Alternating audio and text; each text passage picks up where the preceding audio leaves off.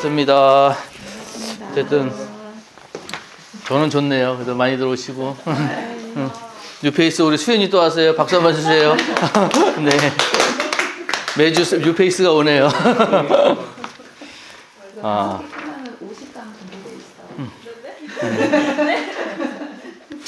자, 이제 우리가 이제 예수님 공생애 지금 이야기하고 있는데 전반기에는 예수님 사역 세 가지로 요약하면 뭐라고 그랬는지 혹시 기억나세요? 세 가지로 요약하면 뭘 하시고? 가르치시고, 치유하시고, 전파하시고. 그래서 가르치시고, 고치시고, 그 다음에 전파하시고. 이 세 가지를 합쳐서 뭐라고 그랬죠? 이게 누구의 사명? 교회의 사명. 이게 교회가 해야 될 일들이 이 세 가지다. 이 예수님께서 먼저 오셔서 우리에게 보여주신 건 교회의 사명이 이런 것이다 라는 것을 알려주셨다라고 얘기했고, 지금 그 사명들 따라가다가 이제 후반부에 가면서 뭘 하냐, 이 사명도 중요한데 이것보다 더 중요한 건 내가 메시아다, 내가 하나님의 아들이다, 이 얘기들 오늘 좀 많이 나오거든요. 그래서 그 이야기들을 좀 나누도록 할게요. 자, 이제 거기 보시면 요 지금 시기랑 딱 맞아요. 지금 우리가 무슨 시기를 보내고 있어요? 사순절, 그죠? 그러니까 예수님께서 이제 십자가 지시기 전에 어떠한 마음이셨는가라고 하는 걸 좀 잘 알 수 있게 예수님이 이제 그 예수님 생의 마지막 일주일을 이제 오늘부터 정리를 하게 돼요. 그래서 보면, 자, 예수님께서 먼저 이제 지금 계속 원래 활동하시던 지역이 어디죠? 갈릴리랑 나사렛, 그죠? 그 위쪽에 북쪽에서 지금 내려오셔서 예루살렘 쪽으로 좀 계속 여행을 하고 계신 거예요. 그리고 오시다가 보면은 뭐 사마리아 지역도 지나갔었고, 내려오시다가 이제 그 가이사리아 지역도 지나가셨고, 이런 것들을 하면서 지금 어쨌든 예루살렘으로 들어오는데, 자, 거기 보시면 오늘 말씀에 예루살렘 입성해가지고 마태복음 21장 이제 거기 이야기가 나옵니다. 자, 21장의 이야기는 한 가지가 아니라 거기에 보면 그림에 우리가 표에 그 21장에 있는 내용 중에서 5가지로 이야기가 지금 나눠져 있어요. 자, 거기 보시면 제일 처음에 예수님께서 예루살렘에 입장하실 때 나귀를 타고 입장하셨다. 나귀가 등장합니다. 자, 이 나귀가 예수님 때의 나귀하고 옛 구약일 때 나귀하고 의미가 조금 달라요. 왜냐하면 선지자들이 예전에 등장을 할 때 나귀를 타고 갔어요. 근데 왜 나귀를 타고 갔을까요? 왜 나귀 타고 갔을까요? 말을 타도 되는데 말은 전쟁에 사용됐고요. 나귀는 그냥 일반적으로 많은 뭐 농민들이나 짐을 옮기나 이럴 때 쓰던 게 나귀인데, 나귀를 타고 다니는 거는 그냥 운송수단이었어요. 큰 의미가 있는 건 아니고. 그런데 이제 진짜 중요한 거는 뭐였냐, 이제 예수님이 지금 예루살렘으로 들어갔을 때는 조금 이게 달라야 돼요. 왜냐하면 사람들은 왕으로 오신다고 생각했거든요. 그러면 당연히 말 타고 들어오시는 게 맞았어요. 왜냐하면 개선장군처럼 크게 뭔가 화려하게 그런 모습으로 들어갈 줄 알았는데, 예수님은 나귀도 그 나귀 중에서 나귀 새끼예요. 그죠? 아주 제일 그런 모습으로 지금 들어가시고 계신 거예요. 그래서 여기 보시면 예수님은 호화로운 말이나 마차가 아니라 나귀를 타고 예루살렘에 입성하셨습니다. 예수님은 섬김을 받으러 온 것이 아니고 섬기기 위해 오셨다는 것을 보여줍니다. 일부러. 예. 들어오세요. 네. 네, 어서 오세요. 네, 들어오세요. 의자 하나를 더 필요하겠습니다. 이거를 하나 더 드릴까요? 네. 네. 맨날 이렇게 오면 좋겠다.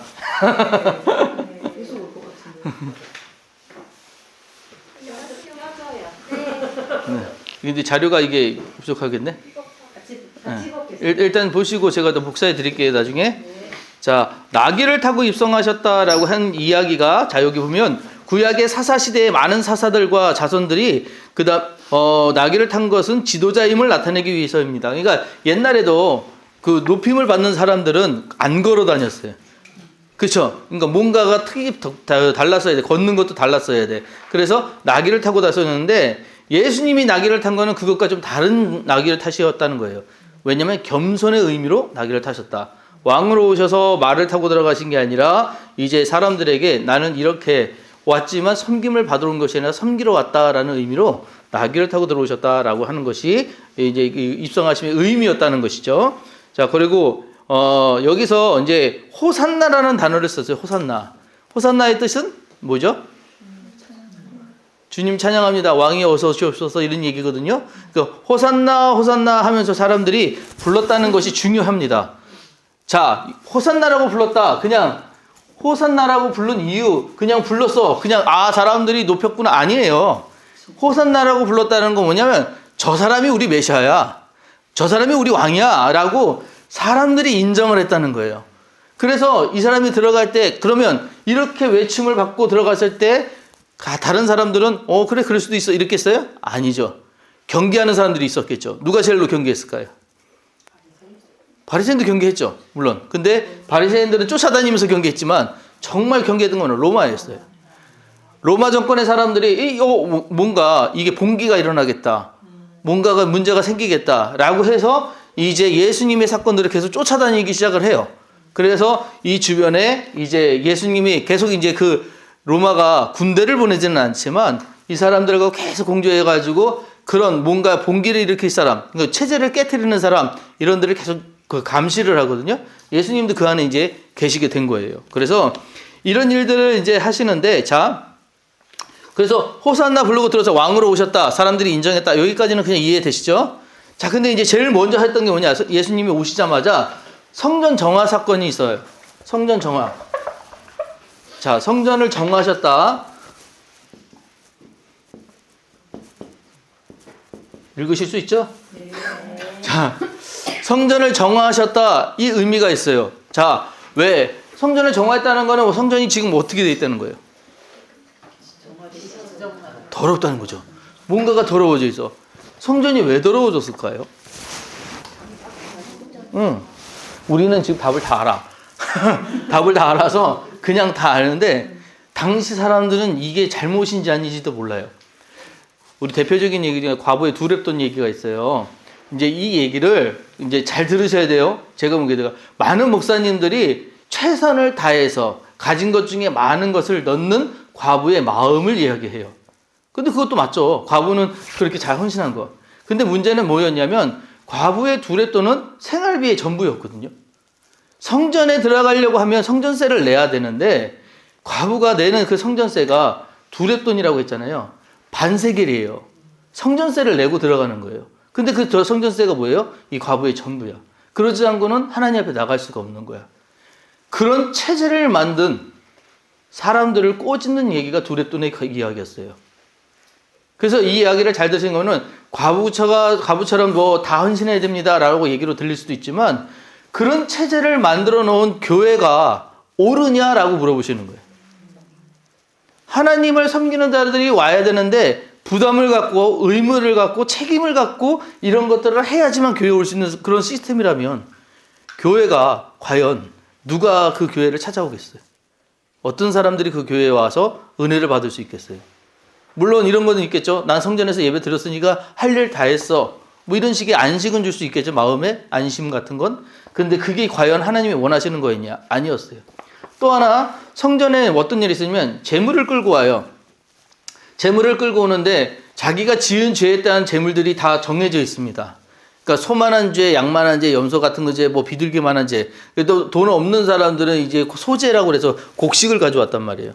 그래서 예배를 드리는데 재물을 끌고 오는데 이게 가까운 예루살렘 근처에서 오는 사람들이야 뭐 금방 끌고 오니까 상관없어요. 예수님처럼 나사렛 저쪽에서 오는 사람들 한 600km 정도 떨어진 데서부터 끌고 와요. 그럼 이 소가 오다가 여기까지 오는데 시간이 걸리잖아요. 처음에는 건강한 소였는데 오면서 파리해지는 거야. 마르는 거야. 그러면 이제 성전 앞에 도착을 해요.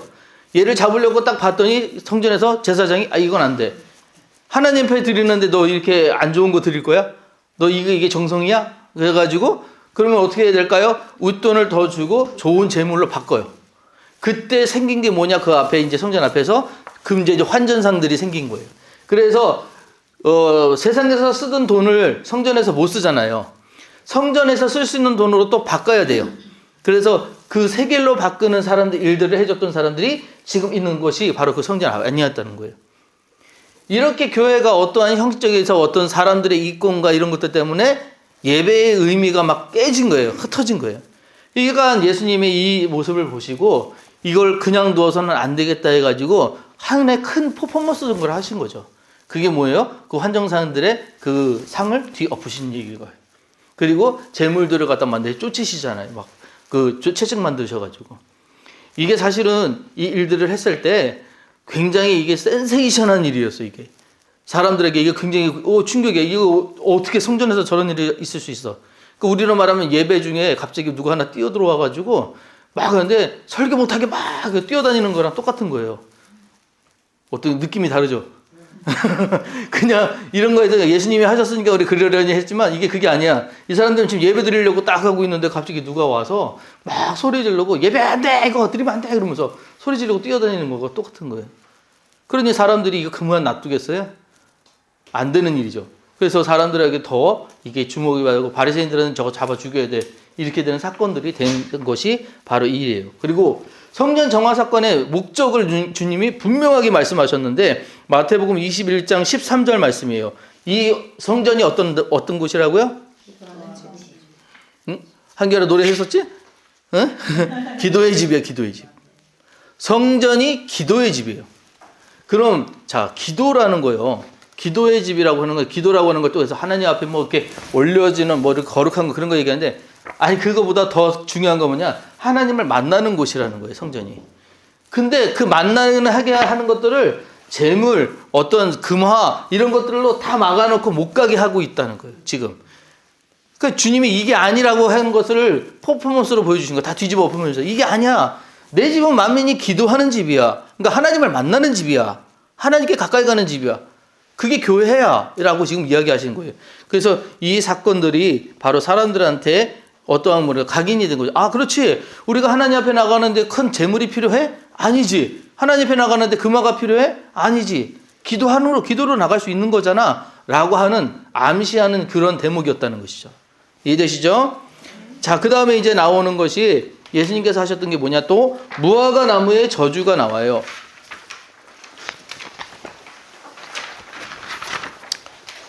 자, 무화과 나무의 저주는, 무화과 나무를 이야기하는 그런 이야기들이 여러 군데가 나와요. 근데 무화과 나무를 이스라엘의 풍요를 의미하기도 해요.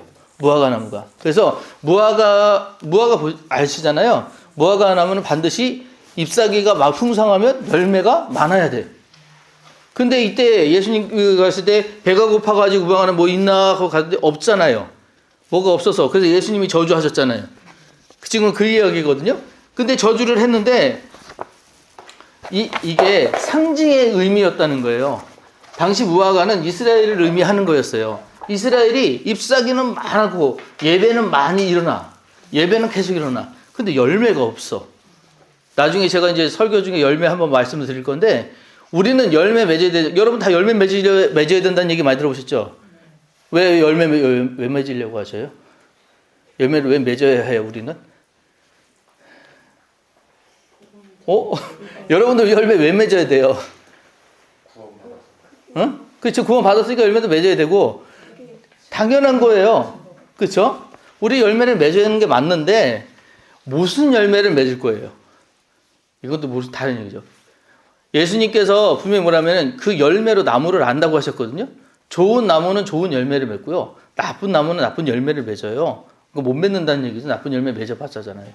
근데 그 얘기가 뭐냐면, 그러니까 열매로 나무를 한다. 그 열매를 맺어야 되는데, 많은 사람들이 이걸 오해하는 게 뭐냐면, 열매로 한다고 하니까 내가 열심히 노력해가지고 열매가 좋으면 하나님이 다 좋다고 하는데 그게 아니에요. 우리의 마지막 열매는 그리스도예요. 우리를 통해 맺어야 되는 건 그리스도예요. 그러니까 잘 아셔야 되는 게 뭐냐, 우리가 하나님의 말씀을 배우는 이유는 뭐냐, 우리 안에 우리의 것을 드러나게 하기 위해서 하나님 말씀을 배우는 게 아니고, 우리를 통하여 맺어지는 열매가 하나님이어야 돼요. 하나님이 나타나야 돼요. 우리는 그렇게 쓰임받는 거예요. 이해되세요? 근데 우리는 뭐냐면 내가 잘 되고 내가 풍성해지고 내가 커지는 거라고 생각하는데, 그건 내 열매가 아니에요. 그건 내가 성경에서 말하는 열매가 아니에요. 그거는 내가 좋은 거지, 그냥. 성경에서 말하는 열매는 나를 통해서 그리스도가 드러나야 돼요. 그게 열매예요. 자, 그런데 이 무화과 나무에는 그런 게 없었어요. 그래서 잎만 무성한 무화과 나무는 뭘 말하느냐? 외식하는 신앙이래요. 외식. 외식은 뭐예요? 겉으로만 신앙이 있는 것처럼 하는 거. 그러니까 열매가 제대로 된 게 맺히질 않는 거예요. 예수님이 드러나지 않는 거예요. 그러니까 교회를 오래 다녔어요. 하나님 잘 알아요. 그런 사람들도 삶이 보면요. 야, 저 사람 진짜 존경받을 만하다. 저 사람 따를 만하다. 이런 게 아니라, 아, 기도 저렇게 열심히 하는 사람이 왜 그래? 이런 것들 있죠. 교회 오래 다니는 사람들이 왜 그래? 이런 것들 있죠. 그렇게 평가받는 사람들은 왜 뭐가 다를까? 열매가 다른 거예요. 이해되시죠? 교회 오래 다닌다고 좋은 열매, 제대로 된 열매가 맺어지는 게 아니라는 거예요. 그 열매가 그리스도가 나타나야 좋은 열매인 거예요.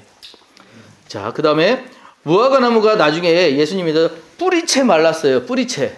이게 다 말랐다라고 하는 건 뭐냐면 심판의 확실성을 얘기하는 거예요. 그러니까 결국은 하나님은 그 나무가 아무리 풍성하고 잘 자라도 열매가 없잖아요.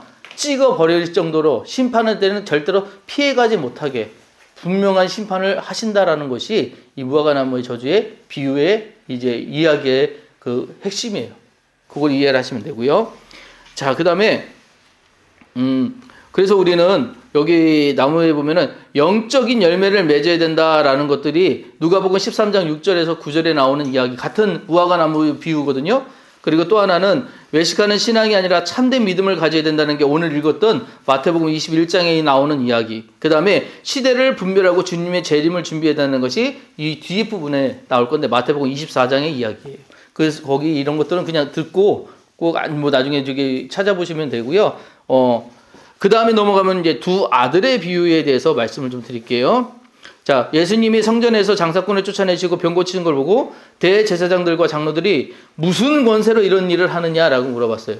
자, 이런 질문들을 왜 했을까요? 무슨 권세로? 틀려야 되잖아. 예수님이 진짜 메시아하면 안 되잖아요. 그죠? 그러니까 이런 이야기들을 계속해요. 너 무슨 권세로 이런 얘기하냐? 무슨 능력으로 너 이런 것들을 치유하냐? 뭐 이런 얘기들을 계속해요. 자, 근데 여기에서 예수님께서 포도원에 이제 포도원 농부가 있는데 아들이 둘이 있어. 근데 이 두 아들에 대해서 이제 같이 똑같이 나 일하러 가야 되는데 누가 갈래? 라고 물어봤을 때 이제 어떻게 할 것이냐에 대해서 이야기를 해요. 제가 예전에 이거 하면서 NIV에서 해석이 이게 거꾸로 되어 있다라는 거 한번 말씀드린 적이 있는데 기억나세요? 자, 우리 성경에는 첫째 아들이 갔어요? 둘째 아들이 갔어요? 네? 그렇죠. 둘째가 갔죠. 자, 그걸 전통적인 해석에서는 이래요. 첫째 아들은 뭐냐면 첫째는 유대인들이에요. 그 다음에 둘째는 이방인들. 글씨 알아보시나 이거? 그 다음에 세리, 창녀 뭐 이런 사람들. 여기가 둘째 아들이에요. 전통적인 해석에서는. 근데 NIV에는 이게 거꾸로 돼 있어요. NIV는 꺼들고 첫째 아들이 싫어요 하고 안 가. 아이고 뭐지? 맞죠? 첫째 아들이 안 가고 둘째가 가. 근데 여기는 첫째가 안 갔다가 가. 뭐 이런 식이에요. 자, 그 이유가 있어요. 이게 왜냐면 우리 성경은 한 가지 번역본만 쓴 게 아니라 여러 가지 번역본들이 많은 거 아시죠? 그래서 옛날에 킹 제임스 버전에는 이것들의 순서가 바뀌어 있어요. 그래서 이제 우리 성경은 지금 보는 우리 성경은 초대 걸로 따라가가지고 이제 그 뒤에 해석본들이 많이 번역된 걸 따라가가지고 이 의미를 살렸어요. 그래서 유대인들이 첫째 아들이고 둘째가 이방인이다. 그래서 첫째는 이제 안 갔는데 둘째가 갔다라는 것들이 우리식이고 NIV에는 이게 거꾸로 되어 있는 게 왜냐하면 그때 당시에는 이 번역본들이 그러니까 유대인들이 이게 중요한 게 아니라 누가 아버지의 명령을 들었느냐가 더 중요했어요. 그러니까 첫째가 중요한 게 둘째가 중요한 게 아니었다는 거예요. 그래서 NIV에는 이게 뒤바뀌어 있어요. 근데 제가 이 얘기 드리는 이유가 있어요. 여러분 혹시 나중에라도 킹제임스 버전이 진짜고 NIV는 가짜다 이렇게 얘기하는 분들 들리면 그 말 그렇게 하시는 분이 이단인 거 아셔야 돼요. 그거 아니에요. 그러니까 이 의미를 가지고 우리가 해석했을 때는 맞아요. 근데 성경에서 그게 뒤집혀 있었다고 해서 그게 틀린 게 아니고 이 이야기의 핵심은 뭐냐? 이 이야기의 핵심은 누가 아버지의 마음을 헤아리고 갔느냐가 문제인 거예요. 누가 아버지의 마음을 헤아리고 그러니까 제가 가겠습니다 하고 안 간 아들과 나 지금 못 가요 했는데 나중에 깨닫고 간 아들과 누가 더 중요하냐는 거예요. 누가 중요해요? 가는 게 중요하다는 거예요. 그러니까 순종하느냐 안 하느냐가 이 비유의 중요한 이야기라는 거죠. 아시겠죠? 네? 점점 졸리시죠? 피곤이 이제. 자, 그 다음에 이제 넘어갈게요. 악한 포도 농부들의 비유. 자, 여기는 이제 이 문제가 좀 심화가 돼요. 이제는 농부가 있었는데 이 농부가 출타하면서 자기 이제 소작농들을 갖다가 이제 거기다가 둔 거예요. 근데 이 소작농들이 자기들이 이제 그 일들을 하고 있어 하다가 이제 아들이 왔어. 아들에게 이제 그걸 줘야 되잖아요. 근데 안 줬어. 안 주고 뭐예요? 우리가 저 아들도 죽이고 여기 걸 다 갖자. 이렇게 된 거예요. 자, 그래서 이 일들에 대해서 여기 한 위에서 10번째 좀 보시면 농부들에 대한 이야기가 나오는데 농부들이 누구라고 지금 이 목사님 얘기하냐면 바리새인들, 제사장들, 서기관들 이런 사람들을 농부라고 얘기를 해요. 자, 이 일들을 이 해석을 들었을 때 바리새인들이 옆에 있었을까요? 없었을까요? 있었겠죠. 그죠? 계속 쫓아다녔으니까 제사장들, 서기관들 다 있었겠죠. 어떤 기분이었을까요? 큰일 났다. 저 이단 나왔다. 그죠? 저거 그만하면 안 되겠다. 이런 생각 했을 거 아니에요. 그죠? 그래서 이게 나중에 이렇게 된 거 우리를 가지고 꼬집는구나 라고 해서 나중에 십자가에 못 박는데 결정적으로 거짓 증거하는데 사용됐어요. 이 이야기가. 그래서 이 농부의 비유는 이 굉장히 우리가 알기로는 우리는 지금 한참 지난 2000년이 지난 다음에 보니까 아는 얘기지만 당시 이 사람들은 지금 십자가 사건이 없었잖아요. 그러니까 지금 이단이 떠드는 얘기예요. 그러니까 저거 큰일 났다라고 해가지고 이걸 예수님을 잡아주길 만한 사건이 됐던 것이 바로 이런 비유의 이야기였다는 거예요. 자, 그리고 보면 예수님이 왜 비유로 자꾸 얘기를 하셨을까? 왜 비유로 얘기하셨을까요? 나중에 이제 요한계시록 때 한 번 더 말씀드리는데, 그렇죠? 우리가 무언가 설명할 때 우리도 그러잖아요. 그 사람이 이해할 수 있을 만한 것을 갖다 놓고 이야기를 해요. 그러니까 예수님이 비유를 자꾸 쓰시는 건 뭐냐? 귀 있는 자는 들을지어다 이야기 계속 하시거든요. 그러니까 너희가 알아들을 만한 이야기로 계속 이야기를 하시는 거예요. 마찬가지로 그래서 이런 이야기를 하실 때 자꾸 비유로 얘기하시는 건 뭐냐면 귀 있는 자, 깨달을 자들이 들으라라고 해서 그 비유를 자꾸 이야기를 하시는데 사람들이 이제 비유로 얘기하다가 보면 듣다가는 재밌어서 들어요. 듣다가 나중에 자기들 욕하는 얘기인 것 같거든. 그때 깨는 거예요. 그러니까 더 수치심이 확 밀려오는 거죠. 그래서 저건 진짜 죽여야 되는구나. 이렇게 생각을 하게 되었던 것이죠. 자, 그런 일들이 점점점 깊어지면서 십자가의 날까지 계속 지금 가고 있는 거예요. 자, 그 다음 넘어가면 이제 천국에 대한 얘기가 22장에 나오는데요. 22장에. 자, 거기 보면 처음에 이제 혼인잔치의 비유가 있습니다. 혼인잔치의 비유. 거기 보면 어떤 임금이 혼인잔치를 준비하고 사람들을 초청했습니다. 하지만 첫 번째 초청은 물론 두 번째 초청도 사람들이 이유를 대면서 참석을 거부했습니다. 나는 장사로 가야 해서 바빠서 못 가겠습니다. 나는 이제 농사지러 가야 하니까 바빠서 못 가겠습니다. 달라스 윌라드 목사님이 쓴 그 하나님 그 나라의 스캔들이라는 책이 있어요. 거기에서 이제 이런 이야기가 나면서 그 목사님이 이 얘기를 그렇게 얘기하시더라고요. 나는 장사를 하러 가야 해서 바빠서 못 가겠습니다. 이렇게 얘기를 했잖아요. 그러면 이 사람은 장사하러 자기가 장사를 하는 사람인데 그래서 이 잔치가 있을 줄 알면 미리 우리에게 무슨 일이 있으면 미리 준비 다 해놓고 오잖아요. 왜 미리 그런 걸 안 했을까? 농사지러 간다는 사람은 농사지어야 될 때와 시기를 다 아는 사람들일 텐데 왜 그 시기를 피하지 않고 항상 그때 그걸 하려고 했을까? 이거는 의도적인 무시였다라는 거죠.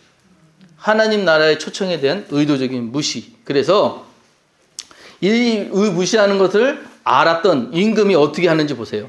참석을 거부할 뿐 아니라 초청하러 나온 임금의 종들을 잡아 죽이기까지 했습니다. 격분한 임금은 군대를 보내어 살인자들을 처형했습니다. 임금은 사람들을 풀어서 이제 그 다음이에요. 길가나 장터에 만나는 아무 사람이나 데려오라고 명합니다. 이게 세 번째 초청이고 이것은 이스라엘 백성이 거부해서 이방인에게 복음이 돌아가게 되는 비유라고 할 수 있습니다. 그러니까 지금 예수님이 비유로 또 얘기하셨죠. 알아들을 만한 이야기로 이야기하신 이유는 뭐냐? 메시아를 받아들이지 않는 사람이 누구라는 거예요? 유대인들이라는 거예요. 그래서 이 이야기가 누구한테 간다고요? 이방인들에게요. 잘 들어보세요. 여러분, 이 이야기가 이루어졌어요? 안 이루어졌어요? 맞아요. 이게 사도행전에 그대로 나와요. 유대인들이 안 들었어. 그러니까 이게 디아스포라가 되잖아요. 그죠? 그래서 세계로 퍼져서 지금 우리나라까지 오는 이런 일들이 일어났다는 거예요. 그러니까 예수님의 이야기가 정확하게 이루어지는 거예요. 예, 이런 게 계시예요. 이렇게 예수님이 하시는 이런 이야기들이. 자, 근데 우리가 조금 생각해야 될 문제가 이제 나와요. 예복에 대한 얘기가 나옵니다. 그런데 초청을 받은 사람 중 예복을 입지 않은 한 사람이 있었습니다. 아무나 막 오라고 준비했으니 준비가 미흡 수밖에 해요. 그런데 임금은 이렇게 말합니다. 임금이 사원들에게 말하되 그 수족을 결박하여 바깥 어두운 데 내어 던지라. 거기서 슬피 울며 이를 갈미 있으리라. 이게 이제 굉장히 뭐라 그러니까 억울한 일 당했을 때 우리 그러잖아요. 내가 왜 그렇게 했을까? 그럴 때 뭐 이렇게 뭐 그럴 때 그 모습이잖아요. 이런 일들이 있을 거라는데 좀 이상하지 않아요? 우리도 그렇게 생각하잖아요. 초청은 임금이 해놓고 거기에서 예복을 안 입었다고 이렇게 이런 일들을 하셔? 이건 좀 이상하지 않아? 이렇게 하면 좀 너무하지 않아? 이런 생각 드세요, 안 드세요? 한 사람만 드시는 거예요? 이상한 생각하죠? 자, 근데 이런 거예요. 당시 유대인 결혼 풍습에는 사람을 초청하면 주인이 미리 준비하는 예복이 있대요.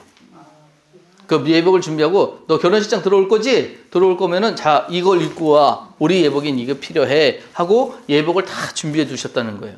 그래서 예복을 다 준비했는데 그러면 이 사람은 여기서 지금 이 하는 사람은 예복을 슬피 울며 이를 가는 이 사람은 예복을 왜 안 입었을까요? 급해서? 에? 아니. 시간이 없어서? 급해서?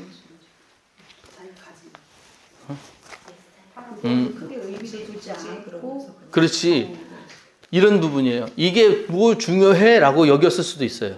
근데 이걸 또 다르게 얘기하면, 야, 그깟 결혼식 가는데 내가 예복까지 입어야 돼? 하는 무시가 있었다는 거예요. 하나님 나라의 하나님 나라의 어떤 준비된 이런 것들을 받을 사람들이 마음의 준비나 태도의 준비가 되어 있지 않고 뭐냐면, 그래도 내가 그냥 이렇게 하면 되지 않아? 나도 이렇게 해가지고 어쨌든 그 자리에 있잖아. 자, 이게 되게 중요한 게 뭐냐면 우리가 예배를 대하는 태도에 대한 이야기예요. 하나님 앞에 나가는데 우리 그렇잖아요. 아유, 교회만 오면 됐지 뭐. 형식이 뭐 중요해. 틀이 뭐 중요해. 이런 얘기들 할 때 있잖아요. 물론 틀이 예배를 모든 것들이 다 뭐 중요한 건 아닙니다. 때로는 전통이라는 것들이 잘못된 것이 있을 수도 있어요. 예전에 제가 한번 말씀드렸죠. 목사님이 어떤 그 교회 갔는데 꼭 장갑 껴야 되는 교회 있었다고. 그죠? 근데 이 장갑을 껴야 되니까 이게 성경책을 못 넘기니까 이제 물에다 손 딱 해가지고 넘기니까 장로님이 왜 장갑 끼게 됐는지를 이야기해 주셨다고. 우리 교회는 옛날부터 시장에서 일하시는 분들이 많아서 손이 다 터서 이 부끄러운 손으로 헌금 드리기가 그래서 장갑을 끼게 했던 것이 우리 전통이다. 근데 이미 이제 시간이 한참 지나서 그런 분들이 없었음에도 전통 때문에 장갑을 끼고 있었다. 그런 얘기 말씀드린 적이 있는데 그런 전통은 사실상 때에 맞춰서 이렇게 바뀌어가면 되죠. 근데 그게 아니라 교회에 나올 때 하나님에 대한 태도예요. 예배를 드릴 때 우리가 이런 것들이 되게 많아요. 그러니까 꼭 우리 집에도 그런 게 있어요. 나갈 때 준비 다 해놓고 만약에 20분에 나가겠습니다. 그럼 20분 전까지 준비하면 되잖아요. 19분까지 앉아있어. 응?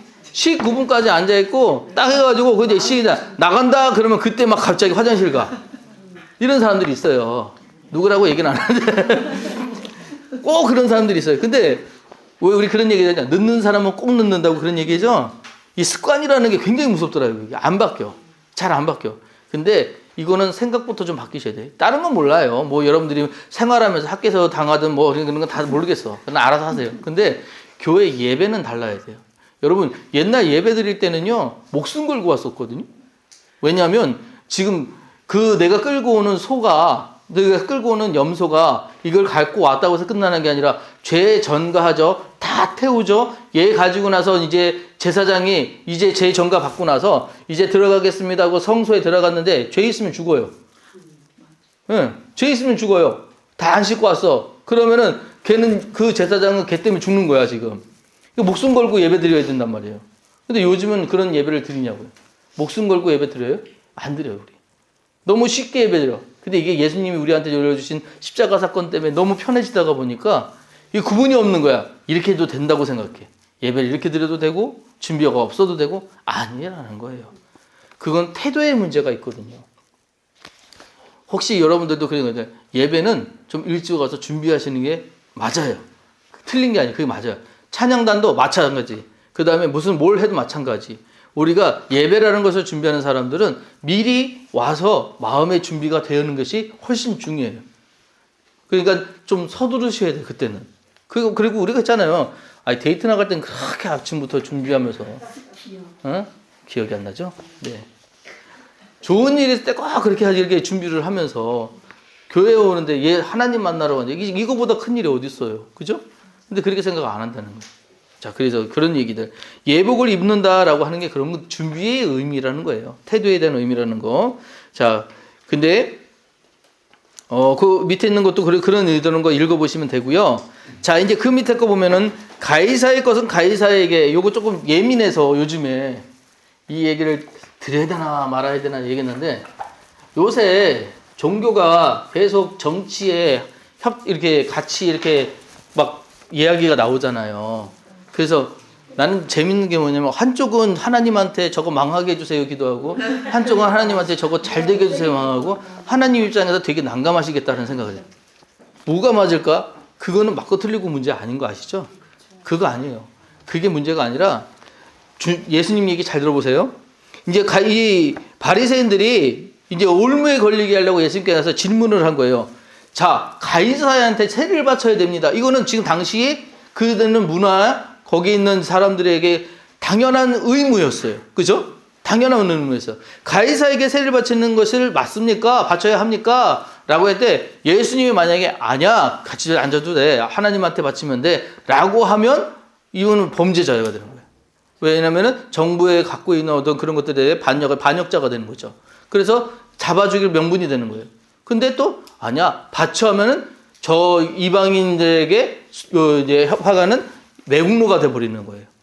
지금 이런 사건들이 지금 여기 있는 거예요. 그러면 그래가지고 이 상황들을 이건 걸렸다 이 생각을 했을 거 아니에요. 바리새인들은 여긴 걸렸어 분명히. 그래서 이야기를 했을 겁니다. 근데 예수님 뭐라고 얘기하셨나요? 보십시오. 가이사의 것은 가이사에게, 하나님의 것은 하나님께 바치라 라고 얘기하신 건 체제에 대해서 번복을 하라는 거예요? 반항을 하라는 거예요? 그거 아닌 거 아셔야 돼요. 그러면 목사님, 위정자들이 틀렸는데 거기에 우리가 순종해야 됩니까? 잘못된 그런 법칙과 이런 것들이 분명히 있는데 우리 그럼 거기에 반항하면 안 되나요? 거기에 분기를 하면 안 되나요? 이런 얘기 할 수 있잖아요. 아니요.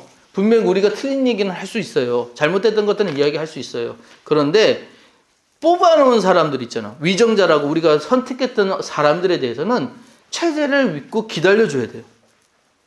이게 되게 중요한 부분이거든요. 근데 많은 사람들이 뭐냐면 내가 옳게 뽑은 사람들이 잘 운영할 거라고 생각해요. 여러분, 고레스라는 사람이 있었어요. 고레스는 이방 왕이잖아요.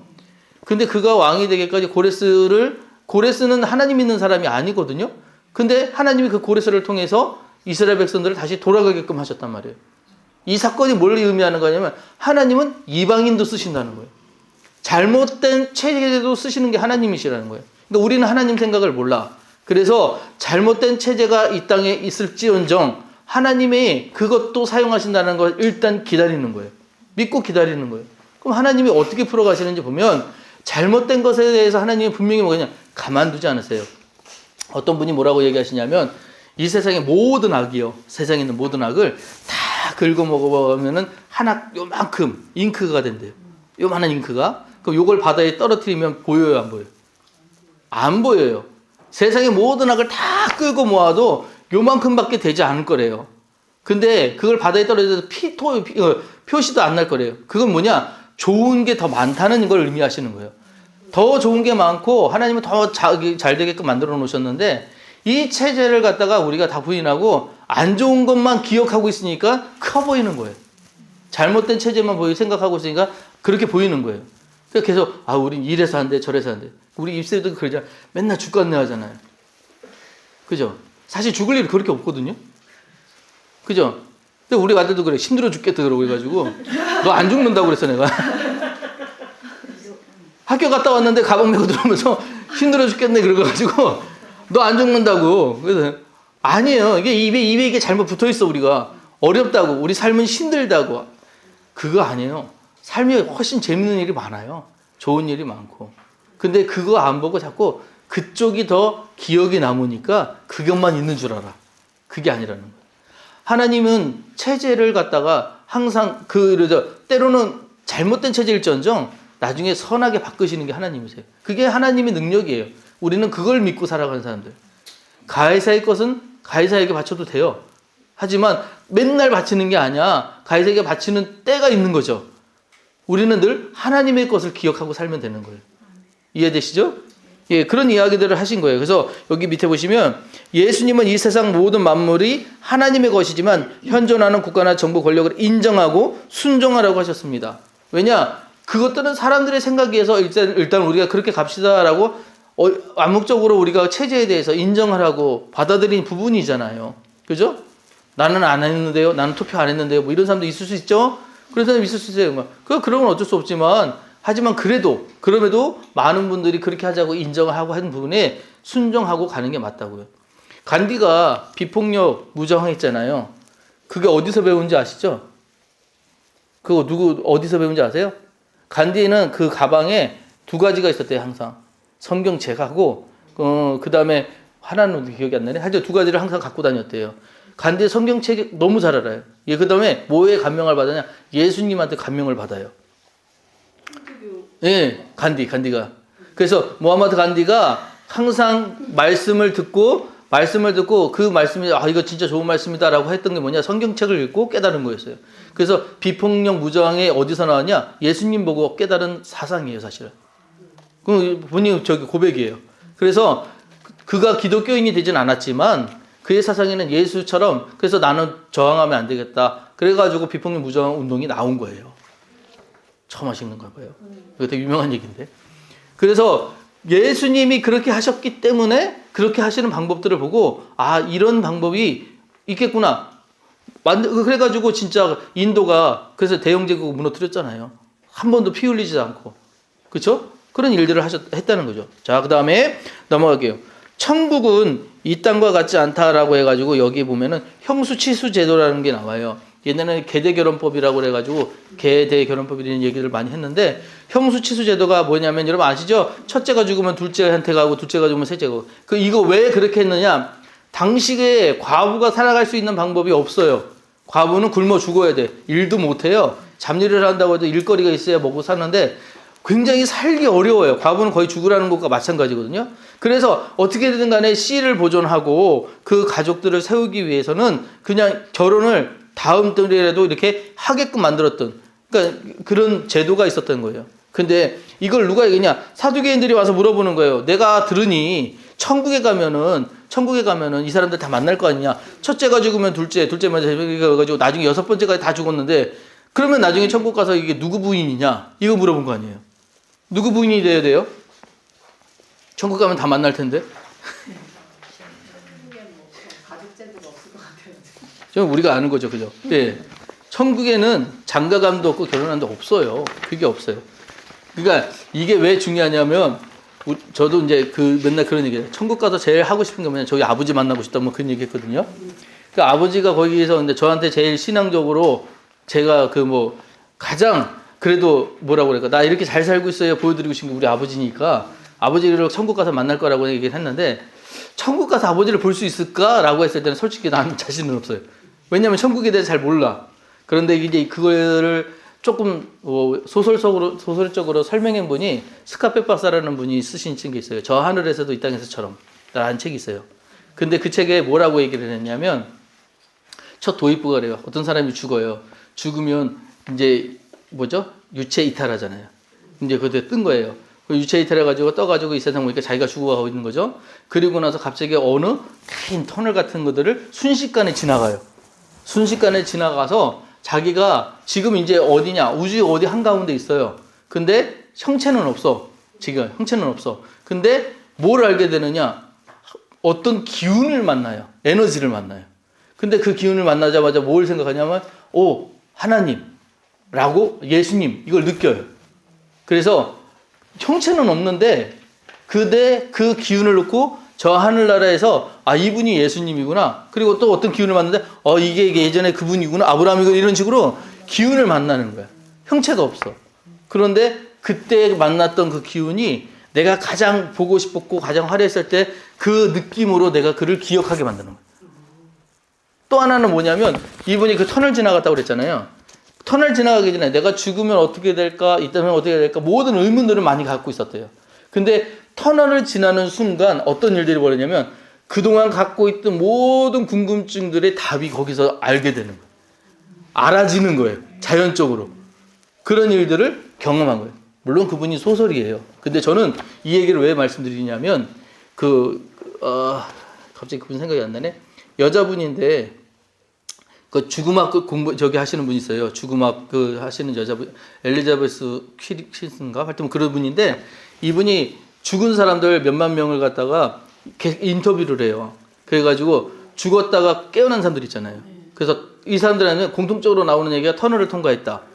그 다음에 뭐 이제 이런 얘기들, 어떤 에너지를 만났다. 이런 얘기들을 해요.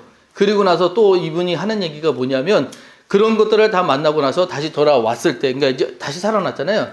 돌아왔을 때 이전과 똑같은 삶을 살지 않는다는 거예요. 이전과 똑같은 삶을 살지 않는다. 그래서 그 연구한 사람들인데 그분 이야기를 들으면 그 스카페 박사님 그 소설이 어느 정도 신빙성이 있는 거예요. 자, 그래서 왜 이 이야기를 하냐면 천국에 대해서 우리가 얘기할 때 천국은 우리는 이럴 것이야. 그래서 황금길 얘기하잖아요. 있을까 없을까? 나 황금길 안 가고 싶은데 별로. 황금길 가고 싶으세요? 그리고 이제 집집마다 내 노력에 따라서 집이 달라진다고 그렇게 얘기하잖아요. 그래서 그걸 우리 뭐 해야 돼? 그러면은 나 더 좋은 땅에서 더 이렇게 뭔가 해야 된다고 생각하죠. 그러면은 보세요. 천국에도 그러면 계급이 또 생길 거예요. 그죠? 급이 있을 거고 분명히 뭐가 그래서 저기 뭐야 황 목사님 계급과 내 계급이 또 이렇게 뭔가 계급이 나눠질 거 아니에요. 그죠? 그러면은 솔직한 말로 자신 없어. 그러면 그분보다 내가 뭐 더 저기 할 거라고 자신이 없어. 그러면 천국에서도 계급이 있으면은 서운한 마음이 생길 것 같은 거예요. 그런 마음을 못하게 하는데. 그런 마음이 생길 것 같은 거예요. 그래서 천국에는 그래서 나중에 이제 요한계시록에서 없는 것들 나오잖아요. 천국에는 사망이 없고 죄가 없고 그리고 고통이나 애통하는 것이나 그다음에 그런 것들이 다 없다고 하셨거든요. 그게 왜 없을까? 아까 그거예요. 육신이 없기 때문에. 우리가 에너지이기 때문에. 육신이 있기 때문에 우리가 이런 것들을 생각하는 거예요. 딸도 있어야 되고 길도 있어야 되고 집도 있어야 되고 이러는데 거기는 그런 것이 없는 나라예요. 뭐만 있느냐? 하나님과 교제만 있어요. 하나님과 교제만 있고 우리가 이제 나중에 이제 요한계시록 나갈 때 한번 말씀드리겠지만 거기서 늘 하는 게 뭐냐면 할렐루야예요. 계속 하거든. 하나님 찬양하는 일만 영원토록 하고 사는 게 천국이라고요. 그리고 이 땅에서 그럼 천국을 이룬다고 그러잖아요. 그래서 뭐냐? 그 나라 가서 영원 나라 가서 할렐루야 하고는 예배를 이 땅에서 우리가 연습하는 거예요, 지금. 여기서 연습하고 하나님을 어떻게 섬겨야 되는가를 우리가 배워가고. 재밌는 거는 그걸 교회라는 곳을 통해서 우리에게 주셔서 사람들을 통해서 서로 그것을 만들어가는 것들을 우리에게 하게끔 이렇게 지금 공동체를 주셨다는 거죠. 여러분 이게 은혜예요, 사실은. 이거 모르는 사람들은 왜 모여야 돼? 모이기를 패하는 습관과 같은 사람. 이런 사람들은 왜 모여야 돼? 이런 좋은 날, 힘든 날, 나 좀 쉬어야지, 놀아야지, 야외로 나가야지 이런 얘기를 한다고요. 왜 예배를 드려야 된다고 생각하냐? 아니요. 예배 드리는 연습이 가장 우리가 해야 되는 최후의 우리의 행동이기 때문에 우리 그거 배워야 돼요. 뭐 그때 가서도 그 목사님 옆에서 설교 이렇게 들어야 되나요? 그건 몰라요. 그건 아니겠지만 어쨌든 하나님과 교제하는 것이 예배니까 그 예배를 우리가 여기서 배우는 거예요. 이런 공동체를 통해서. 자, 그래서 천국은 이 땅과 같지 않다라는 얘기 하셨다는 거 하고 예수님께서 이런 얘기 하셨어요. 거기 보시면 부활 때에는 장가도 아니 가고 시집도 아니 가고 하늘에 있는 천사들과 같으니라 해서 마태복음 22장 30절 얘기를 하시는데 여러분 이 대답이 어떤 말이냐면 예수님께서는 이미 이때 이 이야기를 통해서 우리의 사고를 뛰어넘고 계시다는 걸 아셔야 돼요. 우리는 천국 가면 부활해야 돼. 이제 장가 가야 돼. 그리고 그 여기는 시집 갈 거야. 뭐 이런 것들 결혼 제도를 생각하고 그런 인간적인 생각들 하는데 천국은 어떤 곳이냐? 주님은 아시잖아요. 아시니까 육신이 갖고 있는 생각들을 뛰어넘는 질문을 하신 거예요. 그런 것과 같지 않고 뭐냐? 영적인 천사들과 같은 존재다. 우리 신령한 몸, 고린도전서에서 나왔던 신령한 몸을 갖게 되는 것이 천국이다라는 얘기를 가르쳐 주셨다는 얘기예요. 자, 그 다음에 이제 22장 넘어갑니다. 잘 따라오고 계세요? 좀 지루하시죠? 아니요. 이거 굉장히 이게 뭐 형식적이라고 해야 되나? 뭔가 뭔가 이렇게 틀에 자, 네 그렇습니다. 즐거우시죠? 그죠? 제발. 자, 예수님의 애타는 가르침에 가지고 이제 가장 큰 계명에 대해서 이야기합니다. 자, 선생님이요 율법 중 어느 계명이 큽니까? 율법사가 질문을 했어요. 그랬더니 내 마음을 다하고 목숨을 다하고 끝에서 다하여 내 주 너희 하나님을 사랑하라 하셨으니 이것이 크고 첫째 되는 계명이요. 둘째는 그와 같으니 내 이웃과 내 이웃을 내 몸과 같이 사랑하라 하셨으니 이 두 계명이 온 율법과 선지자의 강령이니라. 강령이 뭐예요? 네? 뭐라고 얘기 나왔는데 뭐라고 하셔서 강한 명령 그게 강령 그래서 우리 NIV 같은 영어 성경 같이 보셔야 돼요. 강령이라고 하는 거는 더 에센스 오브 프로페스 이렇게 해요. 그러면 선지자들의 티칭 가르침의 에센스가 뭐예요? 엑기스 진짜 엑기스 장어 엑기스 같은 거 에센스 그러니까 강령이라고 하는 건 뭐냐 이 많은 계명들 중에 막 해가지고 쭉 짜내서 제일 그거 있잖아요. 그러니까 뭐 제일 중요한 거. 그러니까 요거는 도대체 빠지면 안 돼. 핵심. 그렇지. 그게 강령. 근데 이 강령이 뭐냐? 여러분이 황금률이라고 들어보셨어요? 황금률. 이게 황금률이에요. 강령이 황금률이에요. 그래서 이 강령이 뭐냐? 목숨 다하고 다 해서 하나님 사랑하라는 게 강령. 그리고 내 이웃을 내 몸같이 사랑하라는 두 강령. 이게 기둥이라는 거예요. 그러니까 어떤 목사님들 그런 얘기 하시더라고요. 성경책을 위에서 아래로 가지고 쭉 짜가지고 딱 하나 단어 떨어지는 단어가 뭐냐? 사랑이래요. 사랑이라는 단어. 사랑이라는 단어가 이 성경을 모든 것을 포함한대요. 근데 저는 그게 또 엄청난 게 뭐냐면 이렇게 생각을 해요. 하나님이 사랑이라는 단어를 얘기하면은 설명은 다 되는데 이게 참 정말 그럴 수 있을까? 이런 생각들. 도대체 저 높은 곳에서 하나님이 나라는 인간이 뭐가 대단하다고 나를 사랑한다고 이해가 안 되는 거예요. 추성훈이 그 얘기하더라고요. 야노시노랑 결혼을 했잖아요. 아시죠? 근데 이 야노시노가 엄청나게 탑모델이었다면서 전 몰라요. 근데 탑모델이었다며. 근데 자기는 운동선수인데 이 탑모델이 갑자기 자기 좋다고 만나자고 그랬대요. 그래서 안 믿었다는 거예요. 그래가지고 아이 그럴 리가 있냐? 그 유명한 사람이 나를 뭐 만나자고 했냐고. 근데 야노시노가 만나자마자 사귀자고 했다는 거잖아. 내 스타일이라고. 내 스타일이라고. 그래서 안 믿었다는 거예요. 근데 내 스타일이라고 사귈래? 그러니까 네. 당연하게 네 하고 이렇게 얘기했다는 거예요. 제가 네. 보기 좋습니다. 네. 그래서 그 이야기를 듣고 뭘 생각을 했냐면 만약에 진짜 그러니까 하나님이랑 나랑 전혀 상관이 없어. 너무 멀니까. 그죠? 너무 먼데 하나님이 갑자기 오셔가지고 나 누구보다도 너 사랑해라고 진행을 하셨어. 나는 감당이 어려운 거예요 이게. 그렇잖아요? 이거 감당이 어려워. 근데 이거 뭐라고 했냐? 저 사람이 나를 사랑했다 이런 모든 과정들을 한 단어로 쭉 짜가지고 나오는 게 뭐냐? 사랑이라는 것밖에 표현이 안 돼요. 그죠? 그래서 사랑에는 2등이 없잖아요. 아시죠? 왜 사랑에 2등이 없냐? 사랑은 나눌 수가 없어요. 여러분이 사랑할 때 얘한테는 뭐 100% 얘한테 50% 이렇게 안 된다니까요. 절대 안 돼요. 근데 이 사랑이라는 단어를 가지고 설명을 하면 웬만한 건 다 돼요. 너 이거 왜 좋아해? 사랑해서. 너 이거 왜? 사랑해서. 하면 설명은 다 돼. 그러니까 성경이 그렇게 하나님의 사랑을 가지고 이렇게 종합해 놓은 거기 때문에 이게 해석이 어려운 거야. 때로는 이게 우리 시간에는 이해가 안 되는데 우리의 사고로는 이거 도저히 못 따라가겠는데 근데 사랑이라는 단어를 가지면 아이 그럴 수도 있겠네. 이해가 되는 거야. 그렇게밖에 설명이 안 되는 부분이 있어요. 자, 그런 거로 생각해 볼 때, 이제 예수님께서 그 계명을 알게 돼, 이게 하나님 마음이다라고 가르쳐 주셨어요. 그럼 여러분들이 계명이다라고 했을 때는 뭘 해야 되고, 뭔가 따라야 되고, 이렇게 해가지고 규칙을 찾게 되지만, 사랑이라는 단어가 있을 때는 뭔가 달라지죠. 뭔가 지켜서가 아니라, 어떻게 해야 되겠구나. 행동적인 걸로 바뀌는 거예요. 사고적인 것이 아니라. 감정적인 것으로 바뀌게 되는 거예요. 저는 그래서 왜 하나님의 형상 얘기하잖아요. 하나님의 형상, 우리 이미지잖아요. 우리의 이미지가 뭘 닮아 있느냐? 하나님을 닮아 있다고 그랬거든요. 그럼 뭘 닮았냐? 절대 이성은 아니야. 그쵸? 여러분 이성으로 하나님 절대로 못 닮았어요. 그랬다면 여러분들이 모르는 게 뭐가 있겠어요? 다 알지. 그죠? 근데 뭐는 닮았느냐? 이거는 아닌데 감성인 것 같아요. 저는. 하나님의 형상이. 왜냐하면 하나님의 마음은 느낄 수 있잖아. 아, 저런 어려운 분들 보면 마음이 좀 애틋하구나. 뭔가 뭐 부족한 것들 보면 아, 채워주고 싶구나. 돕는 배필 이야기 나오는 것도 다 감정적인 부분이에요. 감성적인 거거든요. 또 우리가 하나님의 형상을 닮았다는 건 이성적인 그런 부분이 아니라 감성적인 부분인 것 같아요. 그래요?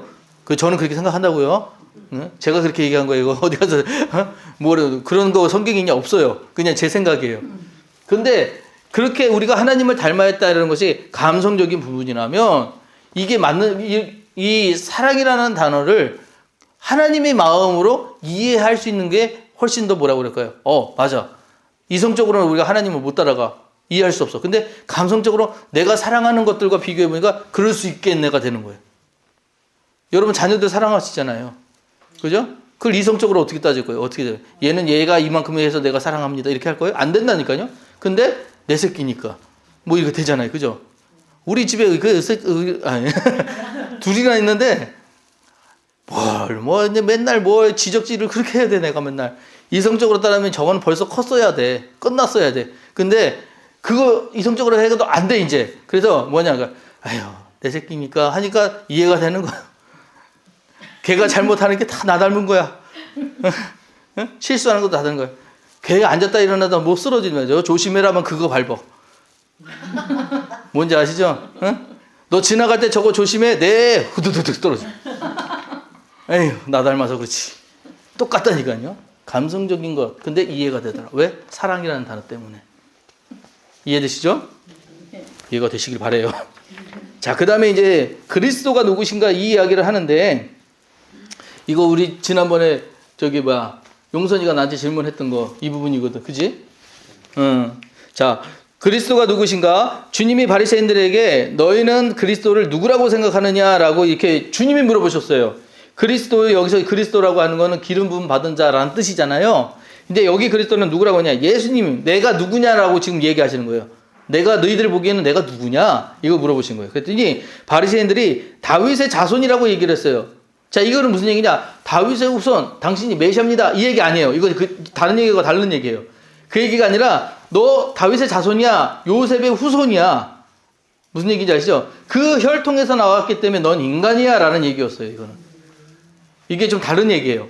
우리가 알고 있는 다윗의 자손은 메시아라는 얘기를 계속 했었잖아요. 그래서 그러니까 우리가 제일 중요한 게 뭐냐? 배경을 좀 이해를 하고 성경을 보셔야 되는 게 이런 데서 이런 것들이 좀 배경이 달라져요. 바탕이. 그래서 이때 이 사람들이 질문했을 때는 뭐였냐면 다윗의 자손이야. 너는 요셉의 후손. 그러니까 너는 혈통으로는 요셉의 후손. 그러니까 너는 도저히 메시아가 될 수 없어 라는 얘기였어요. 그런데 주님이 뭐라고 얘기하시냐? 그러니 주님은 다윗이 그리스도를 주라고 칭한 것에 비추어 그리스도는 다윗의 후손이 될 수 없다고 지적하셨어요. 그죠? 다윗이 예수님을 주라고 칭했어요. 주.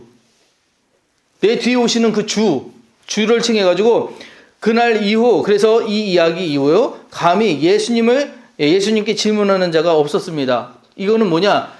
이제 예수님이 스스로가 내가 니들이 생각하는 그런 혈통으로는 그런 사람이 아니고 나는 메시아야 라고 하는 걸 직접적으로 나타내시는 거. 여러분 이게 신성 모독이었어요. 이 사건이 신성 모독이었어요. 왜? 하나님의 아들이라고 하니까. 제가 어제 누구한테 얘기했더라? 케냐에 재림 예수가 나타나셨어요. 응이에요? 케냐에 재림 예수가 나타나셨어요. 이분이 돌아다니면서 지금 막 예수님이 이렇게 활동을 하고, 그래서 이제 기자들이 질문했어요. 아니, 2000년 전에 이스라엘 땅에 오셨더니 왜 지금 케냐에 오셨냐? 어떻게 케냐에 오셨니까? 그때는 거기가 중요했고, 지금은 여기가 중요해서 여기에서 내가 사역을 한다. 그래서 자기가 예수라는 거예요. 그럼 당신이 예수인 걸 어떻게 아느냐 했더니 자기가 있을 때 자기에게 못 박히는 느낌이 있었고 자기가 창에 찔려서 피가 흘리는 느낌을 가졌다는 거예요. 기도하다가. 그래서 자기가 예수인 거를 알게 됐다는 거예요. 그래가지고 지금 막 그분이 다니면서 사람들한테 이렇게 손 얹고 기도해주고 막 그런 것들이 막 이렇게 나왔어요. 근데 난 댓글이 더 재밌었어. 댓글에 어떤 사람이 하고요. 우리나라에는 50명 있다. 우리나라에는 50명 있다. 세상인데, 자, 재림 예수 얘기를 하는데, 자, 예수님이 제가 분명히 이거 할 때 말씀드렸어요. 재림 예수님 오시면 다시 오실 수 있는, 다시 뭐 다른 사람의 형태로 오실 수 있느냐? 안 돼요. 왜 안 돼요? 마리아를 통해서 동정녀에게 나오신 건 예수님밖에 없어요. 절대로 인간의 모습으로 와서 인간의 혈통에서 나오는 거는 도저히 죄를 사함을 해주는 그런 안 돼요. 그런 기준이. 2000년 전에 하나님께서 이 유대인들의 이 결혼 풍습을 통해서 딱 한 번 이 일을 하신 거야. 딱 한 번. 그리고 그때 완전하게 정리를 하셨어요. 하나님은 그 하시는 일들에 대해서 계획하시면 완성하는 분이거든요. 그래서 안식하시는 분이에요. 모든 걸 계획하시면 완성하시는 분인데 한 번 하신 일로 이미 끝나신 일이야. 그런데 또 재림 예수를 또 보낸다고? 이만희를 보낸다고? 안 되는 말이 안 되는 일이야. 누굴 보내도 안 돼. 이제 재림 예수는 없어요. 절대로 없어요. 그리스도에 대해 이야기할 때 내가 그리스도다라고 주님이 이렇게 확신하게 얘기하실 수 있는 방법, 이해가 뭐냐면 이때밖에 예수님이 오실 수 없기 때문에 본인이 메시아라는 것을 나타내실 수밖에 없었어요. 이 자신 있게 얘기하는 건 예수님밖에 없는 거예요. 그래서 왜 우리 출애굽할 때 하나님이 그러잖아요. 당신은 어떤 신입니까? I'm that I 그랬죠. 나는 스스로 있는 자라고. 이렇게 얘기하는 거예요. 예수님 뭐라고 하셔요? 나는 하늘에서 내려온 떡이다. 요한복음에 7번 자기를 나타내시거든요. 생명의 떡이다, 나는 길이다, 양의 문이다, 이런 식으로 7번 자기를 등장시키시는데 그렇게 자기에게 이렇게 자신있게 얘기하는 건 자기가 메시아가 아니고는 그렇게 얘기할 수가 없는 거예요. 지금 그 얘기를 한 거예요. 그래서 바리새인들이 이 이야기를 듣고 나서 침묵했다는 건 뭐냐? 더 이상의 이거를 뭐라고 토를 달 수가 없을 정도로 확실한 이야기를 하시니까 둘 중에 하나였을 거예요. 저거 진짜 미쳤다라든가 아니면은 저거 진짜겠다라든가. 둘 중에 하나였을 거예요. 그 다음에요. 바리새인들을 저주를 하셨는데, 자, 이게 굉장히 중요한 얘기입니다. 자, 계속 중요하죠, 근데. 이거 굉장히 중요한 얘기입니다. 덥죠? 네. 이거 좀 뺄까요? 네. 응. 몸이 따뜻해지면 잠이 올라와요. 그죠? 네. 나는, 우리 시간 어떻게 됐어요, 또? 3시. 3시? 1시간 또 훅 갔어?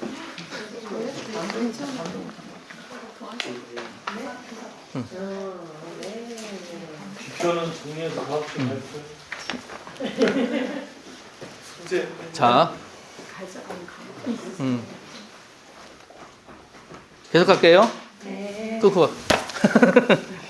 자, 바리새인들에 대해서 저주를 하셨는데 예수님은 바리새인들을 향해 저주하셨습니다. 뱀들아 독사의 새끼들아 너희가 어떻게 지옥의 판결을 피하겠느냐라고 하면서 자, 그 다음에 이제 뭐를 얘기하냐? 독사의 자꾸 이제 욕 나와서 이건 안 하지만 독사의 자식들아 하고 그 다음에 그 뒤에 보면 회칠한 무덤이라고 그랬어요. 처음에 저는 이게 무슨 말인지 이해를 못했어요. 회칠한 무덤을 못 봐서. 가서 봤어요. 회칠한 무덤은 뭐냐? 진짜 무덤이 겉으로는 이쁜데 이미 속에는 다 썩어가고 있다는 얘기거든요. 그러니까 외식하는 자들을 위해서 꼬집히는 얘기였어요. 자, 근데 외식이 왜 나쁘느냐? 우리도 그런 거 있죠. 제가 제일 경계하는 사람들이 뭐냐면 모태신앙이에요. 모태신앙. 왜냐하면 모태신앙들은 너무 잘 알아요. 교회의 사정이나 상황들과 그 다음에 신앙이라는 것들 다 잘 알아요. 같이 대학원 때 공부하던 전도사 누나가 있어요. 누나가 있는데 이 누나가 이제 그 실습으로 이제 어느 교회 전도사를 나갔을 때예요. 근데 거기 전도사로 나가서 실습을 하는데 이제 있을 데가 없어가지고 권사님네 집에 방을 하나 얻어가지고 살고 있었대요. 이 권사님이 근데 그렇게 잘 챙겨주셨나 봐. 밥도 잘 주고. 그래서 전사님 오세요, 식사하세요 하고 이렇게 밥 먹는데 옆에서 계속 이러는 거야. 계속 이러는 거예요. 그러니까 뭐 하실 말씀 있으세요? 그러니까 아니요. 그리고 나가더래요. 그리고 그 다음 날도 그 다음에도 가고 하면은 밥 먹을 때마다 계속 이러는 거예요. 그러니까는 밥이 넘어가야 안 넘어가요. 도대체 왜 그러시냐고 이야기해 보시라고. 뭐가 왜 그러세요? 뭐가 궁금하신 거예요? 아니면 무슨 일 있으신 거예요? 물어봤대요. 그랬더니 이 권사님이거든요. 할머니 권사님인데 나 이런 얘기 아무한테도 안 했는데 혹시 이런 질문을 하면 답해 줄 수 있는가? 라고 물어보더래요. 그래서 아 그럼요. 뭔데요? 물어보세요. 라고 했더니 뭐라고 얘기하냐면 삼위일체가 뭐야? 그러더래요. 자기가 집사 때 장로님한테 삼위일체가 궁금해서 장로님 삼위일체가 뭐야? 그랬더니 그런 거 물어보는 거 아니라고 그랬대. 그런 거 물어보는 거 아니라고 그랬대. 장로님 모르셨던 거야. 내가 보기엔. 그러신 것 같아요. 그러니까 그런 거 물어보는 거 아니라고. 그냥 믿으면 된다고. 그런 거예요. 근데 이제 그때 그거 굉장히 수모를 느끼셨대요, 이분이. 아, 내가 집사가 돼서 그런 걸 모르는구나. 그래서 모른다고 표현하기, 얘기하기가 부끄러워서 그걸 권사님들까지 계속 갖고 있었는데 와서 누구한테 물어보려니 그것도 모르냐고 그럴까봐. 아직도 그것도 모르냐고 그럴까봐 못 물어보고 있다가 이제 저 누나가 거기 전도사 갔을 때 물어본 거예요. 그래서 이제 자기가 아는 대로 삼위일체에 대해서 이제 설명을 다 해드렸는데 그날 이제 그 모임에서 이제 대학원 공부할 때 모임에서 이 이야기를 하는데 우리 충격이었어요. 아, 교회에 다니는 사람들이 다 아는 게 아니구나. 교회라는 체제에 대해서 다 알고 있다고 여겨지는 게 많겠구나. 라고 해서 우리도 그때 뭐 했냐면은 궁금한 거 있으면 물어보세요. 우리도 똑같아요. 답 안 해요. 아무도. 물어보라고 해도 말 안 해요. 그래서 이제 아는 거 있으면 질문한 거 있으면 그런 거에 우리가 어떻게 답해 줄까 그런 것들을 이제 하기 시작을 했었거든요. 모태신앙들을 제가 왜 경계하냐면 알고 있다고 스스로 여기고 나중에 그게 리플리먼트처럼 진짜 믿고 알고 있는 줄 알아. 아닌데 모르고 있어요. 그런 게 되게 많아요. 회칠한 무덤이라는 얘기 표현했던 바리새인들이 성경을 몰랐을까요? 아니요. 너무 잘 알아요. 근데 의미를 모르는 거예요. 그게 무슨 의미인지, 그 뜻이 뭔지. 그러니까 이걸 해석을 어떻게 하느냐, 어떻게든 안식일을 잘 지켜야 된다, 지키는 방법들만 만들어 놓고, 예배를 잘 드려야 된다, 예배 잘 드리는 방법들만 만들어 놓고, 그 의미를 모르고. 제가 지금 새신자 교육할 때 제일 먼저 뭐 하냐면, 우리 주보 있잖아요. 주보에 예배 순서 이렇게 해놓고, 이게 무슨 의미인지 그거 지금 설명해 드리고 있어요. 그런 것들을 하는 게 뭐냐면, 오면은 모르시니까 와가지고 이거 왜 이거 해야 되는지 이거 기도는 왜 해야 되는 건지 이때 이거 왜 들어가 있는 건지 모르면은 그냥 하고 가는 거예요. 저희 이모가 수녀예요. 큰 이모가 수녀인데 예수님하고 결혼하는 호혼식이라는 게 있더라고요. 그 수녀들이 나중에 이제 이거 헌신하는데 호혼식은 이제 일종의 이제 결혼식이니까 본인이 결혼식이니까 오라고 그래가지고 저희 가족들이 다 갔어요. 아버님도 가고 저희 가고. 와, 가톨릭은 6시간 하더라고요. 호혼식을 6시간 하더라고요. 앉았다가 일어났다가 들어갔다가 나갔다가 6시간을 계속 그러고 있으면 하는 거예요. 앉아있다가 우리 아버님이 도저히 안 돼가지고 다만 갔다 올게. 나가가지고 안 들어오시더라고. 그리고 한 사람씩 들어가고 빠지더라고. 너무 힘들어가지고. 자, 근데 이걸 하는데 제가 이 얘기 왜 드리냐면 6시간 동안 뭐 했는지 모르겠어요. 앉아는 듣고 일어나고 말씀 듣고 거기서 또 이제 신부님 뭐라고 얘기하면은 다 화답하고 다 했는데 그거 뭐 했는지 모르겠어. 책이 책대들 하고 이렇게 설명을 해요. 또 이제 거기서 이런 겁니다라고 설명을 해주시긴 하는데 들어도 모르겠어. 무슨 또 용어도 또 어려워요. 또 그 카톨릭은 라틴 그쪽의 계통에서 거기랑 그래서 단어도 좀 달라 또 막 그래서 어려워. 그래서 그렇게 해가지고 뭐 이제 하는데 우리 예배도 그렇게 될까봐 걱정되는 거예요. 우리 예배도. 그러니까 모태신앙들이 잘 모르면 모른다 얘기를 해야 되는데 말을 못해. 이 얘기를 했다 괜히 창피당할까봐. 그래서 자칫하다가 모르는데 알고 있는 것처럼 넘어갈까봐 어려워요. 회칠한 무덤이 이 사람들이 왜 그렇게 됐느냐. 어릴 때부터 교육은 다 받았을 거라고요. 안다고요. 근데 의미를 모르니까 형식만 남은 거예요. 그렇게 해야 된다고. 왜 그렇게 해야 되냐고. 그냥 한 거라고 믿으라고. 그렇게 해야 된다고 이렇게. 강요만 당하고. 예수님이 근데 이걸 뭐라고 했냐. 안 된다고. 독사의 새끼들이라고 얘기잖아요. 회칠한 무덤하고 야단치시잖아요. 이런 신앙 가지면 안 된다고요. 사랑 얘기하는 거 왜 하는지 아시죠? 사랑은 마음속에서 우러나는 게 사랑인 거죠. 사랑 형식을 갖는다고 사랑이 되는 게 아니거든요. 그거요. 내가 직접 거하는 마음을 느껴야 돼요. 그렇게 체험을 해야 돼요. 우리가 갖는 기독교는 체험의 종교예요. 분명한 이런 체험이 없으면 그거는 제대로 된 예배가 아닐 수도 있어요. 그거 되게 조심하셔야 돼요. 자, 그 넘어갈게요. 그 다음에 예루살렘의 애통하심. 자, 예루살렘이 언제 멸망했죠? 기억나십니까? 예루살렘 멸망. AD 몇 년도? 응? 쉬운데? 우리 이거 했었는데? 안 해? AD, 비포 말고 AD. 몇 년도에 망했어요? 저기 제3여성교회 우리 그때 그거 제가 만들어드렸잖아요. 자료까지. 에? 아, 참. 쭉 해가지고 왜. 응. 기억나는데 쭉 해가지고 AD 해가지고 30년에 예수님 부활하시고 뭐 이제 60년에 뭐 해가고 해가지고 여기 있었어 여기. A. 여기 60 AD 70년에 로마가 예루살렘을 멸망시켜요. 완전히 멸망시켜요. 이때부터는 나라가 없어요. 이때부터는 로마예요.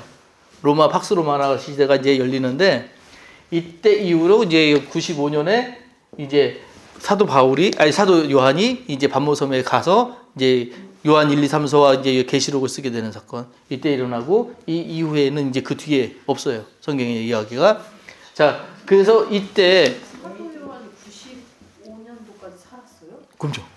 그럼 너희를 그러니까 천수를 누린다고 그러죠. 천수를 누린 거는 요한밖에 없어요. 천수를 누린 거 95세는. 그래서 요한한테 나중에 그 마리아 부탁해 다른 제자들은 이 안에 65년 여기 다 죽었어요. 그래서 바돌로메니 뭐 시몬이 다 여기 돼가지고 순교합니다. 다 순교하고. 그 당시에는 평균 수명이 되게 짧을 때였잖아요. 근데 장수했어요. 요한은 예. 그래서 요한 복음이 중요한 게 뭐냐면 다른 복음들은 자기 예수님 시대만 봤잖아요. 요한은 시대를 지나서 마지막까지 있다가 봤기 때문에 이 통찰력이 굉장히 큰 거예요.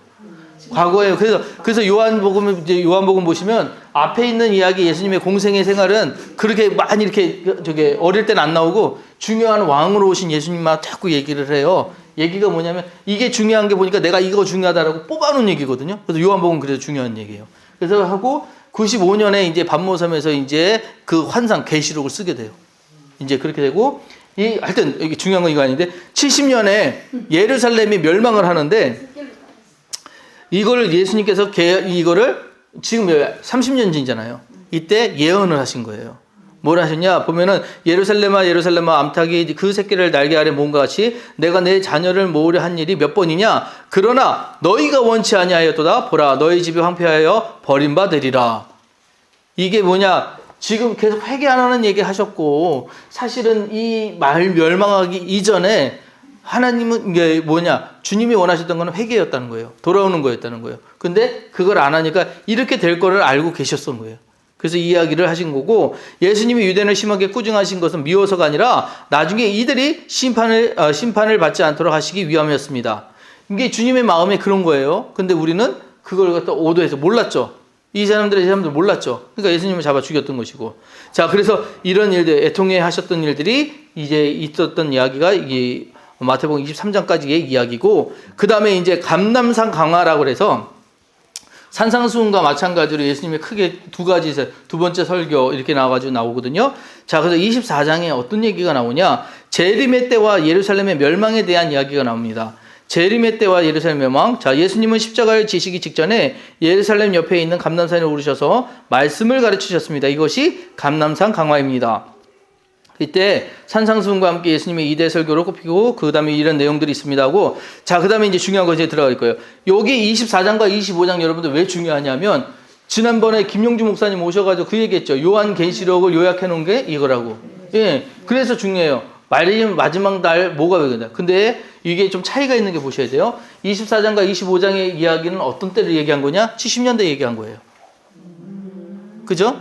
이제 예수님이 이제 70년대 그 얘기를 하는데 예수님이 요때 이야기만 한 것이 아니고 끝날의 이야기를 이때 같이 묶어서 이야기를 하셔요.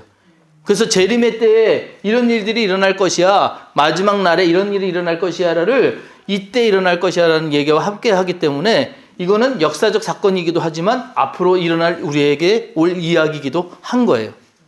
자, 그런 것들 때문에 24장과 25장 얘기가 중요하다.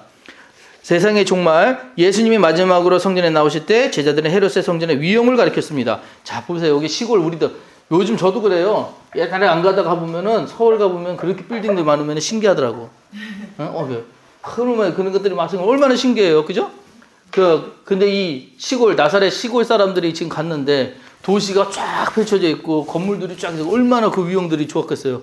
그러니까, 오, 주님 이거 보십시오, 이거 보십시오. 막 그런 얘기들 했을 거 아니에요. 그죠? 시골 사람들 그 도시 가면 그런 것들이 있어요. 그런 거. 그렇게 했을 때 주님이 뭐라고 그랬냐면 이 건물들을 보고 뭐라고 했냐? 다 무너질 거라고. 이 건물들 무너지고 3일 후에 내가 다시 쌓을 거다라고 이야기를 하셨어요. 이걸 나중에 이제 거짓 증거하는 사람들이 듣고 이야기하죠. 그래서 이렇게 하나님은 이제 그 좋은 것들, 건물 세우는 것들을 보고 사람들은 그 건물의 위험을 보지만 건물이 교회가 아니고 건물이 하나님 나라가 아님을 이야기를 하시는 거예요. 이것들은 다 별거 아니다. 자, 우리 중요한 건 뭐예요? 눈의 종교, 귀의 종교 그런 얘기 하잖아요. 뭐가 중요해요? 눈의 종교, 눈. 귀의 종교. 차이가 뭔지 아세요? 눈의 종교는 뭐예요? 보이는 거. 그죠? 뭔가 형상이 있는 거예요. 그죠? 위상이 있고 뭐 이런 것들. 그런 것들은 눈의 종교. 귀의 종교는 뭐예요? 없어요. 텍스트만 있어요. 그냥 소리만 있어요. 이거 귀의 종교예요. 자, 근데 눈의 종교는 뭐냐면 그 위용이 위대했어요. 자, 이스라엘 백성들이 이제 그 출애굽 해가지고 더 나왔을 때 모압 사람들이 초청을 하잖아요. 그래서 야, 우리 같이 예배 드리자. 그래가지고 우리 제사를 같이 드리자. 그래가지고 갔는데 이스라엘 사람들이 거기에 쑥 빠지거든요. 이유가 뭐였냐? 그들의 위용이 엄청났거든요. 그 신전들의 그 위용. 그리고 제사가 너무 편해.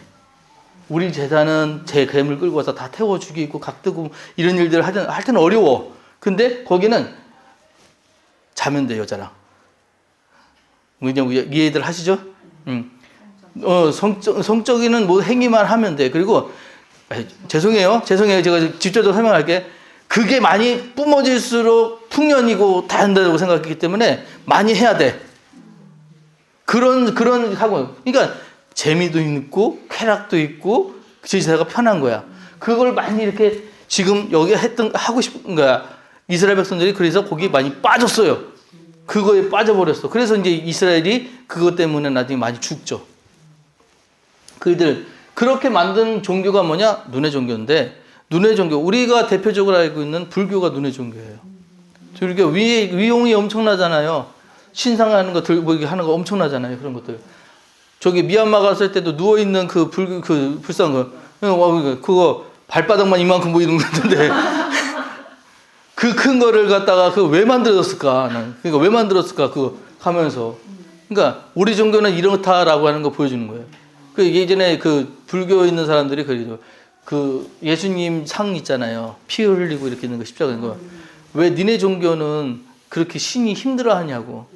우리 신은 배불러 가지고 이렇게 덩덩하고 그런데 니네 신은 그렇게 힘들어하냐고 이렇게 해서.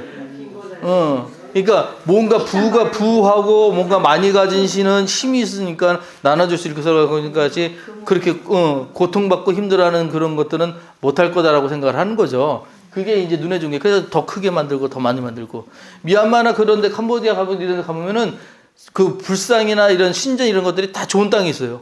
산 위에 아주 좋은 땅에다 갖다 놔요. 왜? 잘 보여야 되니까. 자, 그런 눈의 종교가 있고 우리는 근데 귀의 종교거든요. 이 둘의 차이가 뭔지 아세요? 형상이 없어요. 우리는 이걸 없애버려요. 왜 여기에 집중하느냐? 귀에 집중한다는 것, 소리에 집중한다는 건 뭐냐? 눈으로 보이는 것이 안 중요하다는 거 아니에요. 보다 이게 텍스트가 더 중요하다는 거예요. 주님은 소리라는 거예요. 소리로 우리 얘기해요. 그러니까 여러분 기도 왜 많이 하셔야 되냐? 기도하면서 무슨 환상 보는 게 중요한 게 아니에요. 듣는 거예요. 하나님 음성을 듣는 게 더 중요한 거예요. 그러니까 뭔가 자꾸 보려고 하지 마세요. 꿈을 꿨대. 자꾸 누가 자꾸 꿈을 꿨대. 그러니까 오늘도 아까 누가 나한테 그러는데 자기가 꿈을 꿨는데 꿈에서 뭘 했다는 거야. 꿈이에요, 꿈. 아니, 꿈이라고. 그러니까 꿈이, 그러니까 물론 예지몽 있죠. 하나님이 꿈을 통해서 뭐 보여주실 때도 있어요. 뭔가 말해도 안 들을 때. 내가 이해를 못할 때 뭐 그럴 때는 이게 보여주시는 그런 것도 있어요. 근데 꿈으로 모든 걸 설명하지 않으세요. 이미 성경을 주셨기 때문에. 여기서 다 알게끔 하시기 때문에 절대 그렇게 안 주시는데 자꾸 그렇게 꿈을 꿔가지고 꿈으로 설명하려고 그래. 아니에요. 그래가지고 하나님의 말씀에 집중하라고. 귀를 들으라, 귀로.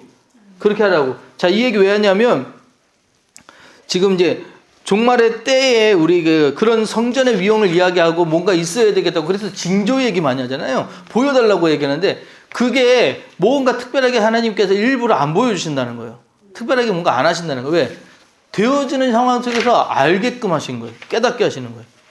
지금 여러분 종말의 때일까요? 아닐까요? 지금이요. 종말의 때예요.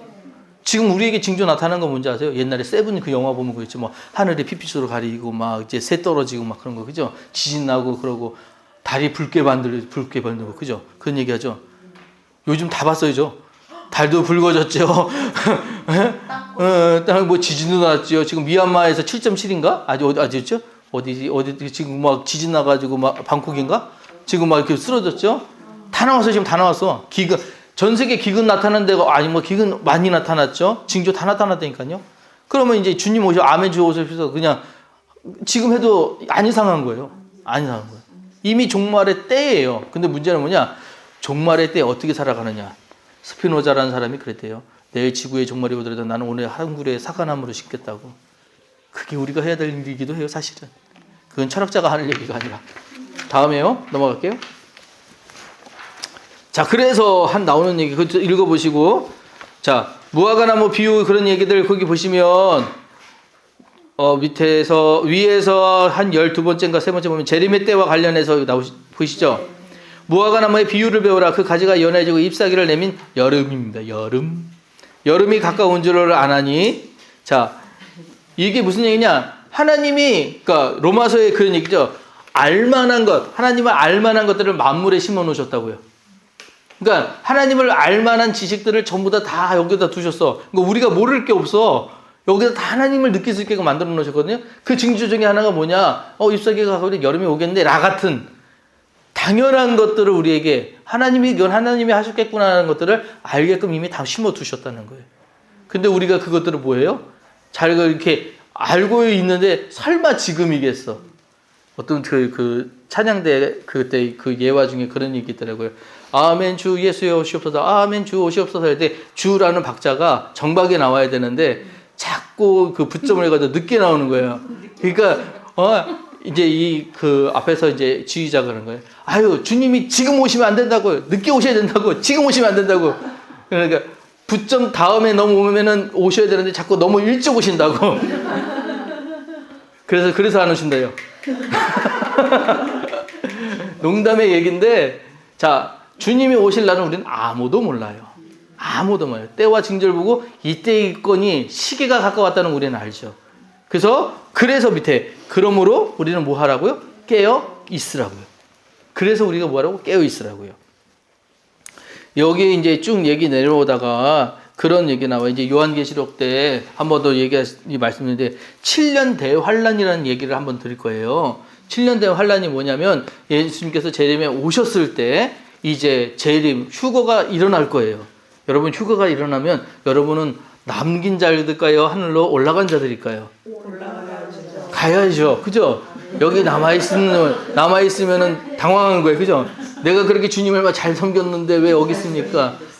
그래서 한 사람은 들림을 당하고 한 사람은 노임을 당하고 뭐 그런 얘기에서 7년 대환란이라는 그 기간 동안에 이렇게 남긴 자들이 사단으로부터 공격을 받아서 엄청난 시련을 받아요.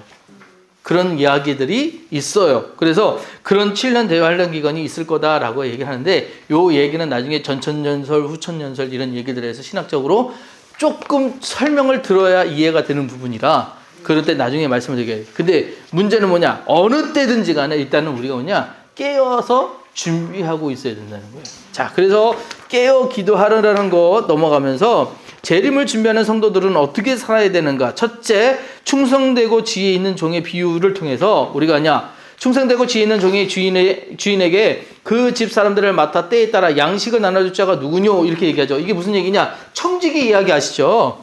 청지기가 누구예요? 청지기가 어떤 종이에요? 오! 청지기는 곳간 열쇠를 가지고 있는 사람이 청지기예요. 청지기는 종은 종인데 이 삭을 받는 종이에요. 그러니까 일꾼인 거예요, 사실은. 근데 이 사람은 주인의 것을 대신하는 사람이에요. 주인만큼 능력 있고 실력 있는 사람이에요. 그래서 이 종이 뭐래냐? 주인의 마음을 가장 잘 알아야 돼요. 주인이 뭘 하고 싶어 하는지를 제일 잘 아는 사람이 청지기여야 돼요. 충성되고 지혜 있는 종이 누구냐? 청지기여야 되는데 이 사람이 뭘 하냐? 주인이 어떻게 자기의 재산을 어떻게 사용하기를 원하는지를 아는 사람이어야 된다. 그러니까 주인의 마음을 제일 잘 아는 사람, 그런 사람이 되어야 된다. 청지기 나중에 이 이야기가 또 나올지 모르겠지만 청지기가 되어야 된다는 거. 우리 그 설교 중에도 목사님들이 그런 설교 많이 하셨을 거예요. 우리가 영적 청지기가 되어야 된다는 얘기. 그런 얘기들 하거든요. 두 번째, 재림을 준비하는 성도들 사람은 어떤 사람이냐? 열처녀의 비유 나옵니다. 자, 이게 조금 설명을 드렸는데 이스라엘의 결혼 제도에 대해서 유대 결혼 제도는 일반 결혼 제도와 조금 다릅니다. 그 얘기 아시죠? 결혼해가지고 남자와 여자가 만났어요. 남자가 여자랑 결혼하겠다라고 마음먹었을 때 여자의 집에 찾아가가지고 이 여인과 결혼하고 싶다 하고 했을 때 이제 그 장인어른한테 허락을 받고 나서 둘이 이제 정혼을 하게 돼요. 정혼을 하면은 거기서 바로 결혼을 하느냐? 그게 아니라 다시 자기 집에 가서 1년 동안에 여자를 데려올 준비를 합니다. 그래서 자기 집에 가서 집을 짓기 시작을 해요. 그래서 집을 다 줬어. 다 짓고 나서 이제 1년 정도 됐을 때 다시 가서 그러면 이제 너 부인을 데려와라 라고 하는 게 누구냐? 누가? 예. 그 남자의 아버지가 허락을 해야 돼요. 자기가 준비가 됐다고 함부로 가는 게 아니에요. 자, 그 다음에 또 뭐냐면 결혼을 다른 마을에 있는 누군가를 데려오는 게 아니라 한 마을 안에서 만나거든요, 사실은. 그래서 여인이 어떻게 사는지를 멀리서나마 이 남자도 알아요. 바라보고 다 알고 있어요. 그래서 여기를 가는데 직접 갈 수 있지만 못 가요. 왜? 아버지가 가라고 할 때까지 못 가요. 그래서 1년 동안에 그렇게 집을 짓고 준비를 한 다음에 이제 뭐를 하냐? 아버지가 이제 너 신부 데려와라 라고 했을 때 통보를 하지 않아요. 그냥 가요. 그냥 가서 데리고 와야 되는데 그 전에 이제 1년쯤 됐을 때 신부도 느낄 거 아니에요. 이쯤 오겠다. 그러면 뭘 하느냐? 신랑 맞을 준비를 해요. 혼자 준비하는 게 아니라 들러리들과 함께 준비를 합니다. 그 들러리들이 하는 게 뭐냐? 신랑이 오는데 불을 밝히는 일들을 해요.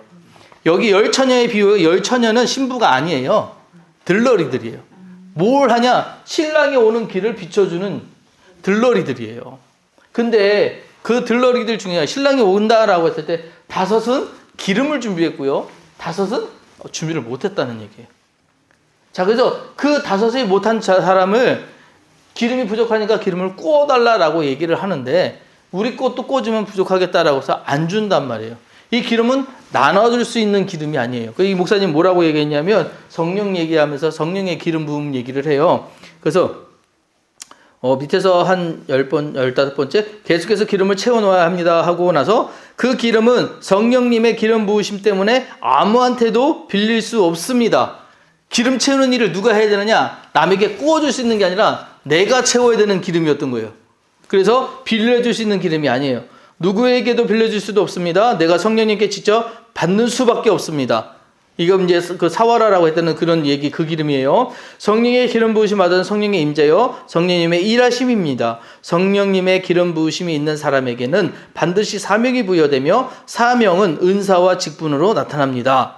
그럼 어떻게 하면 성령님의 기름 부으심을 받을 수 있을까? 자, 이 목사님은 간단하게 설명하셨는데 언제 받을 수 있다고요? 기도할 때. 너무 간단하죠?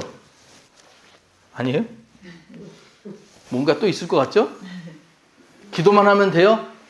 제발 부탁해요. 돼요. 제발 부탁해요. 돼요. 이거 오해하시면 안 돼요. 기도 답이 너무 쉽잖아요. 기도하는 거 누가 몰라요? 아니요, 기도 안 해서 문제라니까요. 기도가 답이 맞아요. 근데 기도하면 뭐가 되겠냐고 의심하니까 안 되는 거예요. 그러니까 하나님을 믿는다는 사람들이 가보면은 어떤 시험이 왔을 때 너무 잘 넘어져요. 잘 오요. 그럼 그 사람들이 진짜 기도하느냐? 제가 볼 때는 진짜 기도 안 하는 것 같아요. 내 기도만 하는 거예요. 기도의 가장 먼저는 뭐냐면 하나님 음성 들어야 돼요. 하나님 이게 뭐예요 도대체? 나한테 이런 사건들을 왜 일어나는 거예요? 물어보는 게 제일 첫 번째거든요. 그런데 그렇게 기도하지 않았던 거예요. 하나님 이것도 도와주시고 저것도 도와주시고 내가 원하는 것들 다 읊어놓고 나니까 난 기도했다고 생각하는 거예요. 그러니까는 기도를 하니까 응답이 안 된다고 그러는 거예요. 처음부터 물어보셔야 돼요. 하나님 도대체 이게 뭐예요? 내가 이런 수렁에 이런 사건들에 이런 일들에 내가 지금 이런 것들을 해야 되는 걸까요? 하고 물어볼 때 하나님이 100이면 100 거의 모두나 뭐 완전 100%라고 얘기하는 건 저도 뭐라고 그렇게 할 수 없겠지만 웬만하면 다 알게 하셔요. 뭐가 부족하구나 라고 하는 거. 한 목사님이 미국으로 유학을 가셨는데 이 목사님 유학을 가셨을 때 이제 좀 재산을 갖고 가셨나 봐요. 근데 그 미국에 처음 갔으니까 뭘 알아요? 모르지? 그러니까는 돈을 갖다가 어떻게 할 수가 없으니까 그 교회, 갔던 교회에 장로님한테 맡겼대요. 장로님 이것 좀 맡아주세요. 그랬더니 장로님이 아유 걱정하지 마시라. 그리고 다음부터 안 보이는 거예요. 그 다음부터 안 보이는 거예요. 난리가 난 거예요. 목사님. 큰일 난 거예요. 생활은 해야 되겠는데 돈이 없는 거고. 그래가지고 이 장로님에 대해서 생각할 때마다 마음이 어떻겠어요? 불끈불끈 하는 거예요. 막 화가 올라오는 거예요. 그래가지고 기도할 때마다 내가 하나님하고 따져야 되겠다. 하고 이제 가가지고 기도하는 거예요. 그래서 하나님한테 따지러 기도하러 갔는데 우리 입버릇이 있잖아요. 하나님 감사합니다. 그 가가지고 기도하는데 눈 감고 기도 시작을 하나님 감사합니다 뭐가 탁 나오니까 갑자기 충격을 먹은 거예요. 내가 감사하기 위해 온 게 아닌데 지금 따지러 왔는데 내 입에 감사가 나는 거야. 감사할 조건이 뭐지 생각해 본 거예요. 아, 기도할 수 있구나 아직. 내가 기도할 수 있구나. 그래서 하나님 도대체 뭐 이 상황을 나한테 왜 하신 거예요? 내가 어떻게 해야 돼요? 하고 그 기도했을 때 닫혔던 다른 문을 열어주시는 걸 알게 되었대요. 예, 그래서 그 다른 문을 해가지고 거기에서 다른 학교를 가셔서 공부를 시작하셨고 그래서 다시 그 공부한 걸 가지고 한국에 돌아오셔서 목회를 하셨어요. 제가 이 얘기를 왜 드리냐면 기도할 때 그걸 해결해야 돼요. 저 사람 저주해 주세요. 저 사람 처리해 주세요. 아마 이런 마음으로 기도했지 않았을까? 근데 그 기도 했으면 하나님 응답하셨을까요? 안 하셨을 거라고. 이해되시죠? 뭔 얘기지? 자, 그래서 열처녀의 비유에 대해서 이런 것들 우리가 기름할 때 기도해야 된다. 성령님 받을 때 기도해야 된다. 맞는 얘기예요. 그냥 쉽게 그런 거지 하고 넘어가시면 안 돼요. 성령 달라고 기도하셔야 돼요. 성령이 소멸되거든요. 그러니까 보세요. 여러분들도 주일날 은혜 많이 받으셨죠? 안 받으세요? 주일날 은혜 많이 받으셨죠? 그 마음이 월요일날 계속 있어요? 아닐걸요. 새벽기도 나올 때 벌써 마음이 틀렸을걸? 네. 아니 새벽기도가 뭐야. 나가자마자 마음 틀리지 않았어요? 금방금방 바뀌어요. 저도 그래요. 저도 설교할 때 막 어떻게 때는 막 내가 하는 얘기가 아닌 얘기들 막 나올 때 있어요. 막. 그러면 내가 진짜 설교 오늘 진짜 하고 이러는데 집에 가면 그게 뭐냐고 또 이렇게 막 이러고 나오는 사람이 있어요 또. 그러면 저 마귀를 마음이 막 이제 막 깨지는 거, 막 우는 거예요.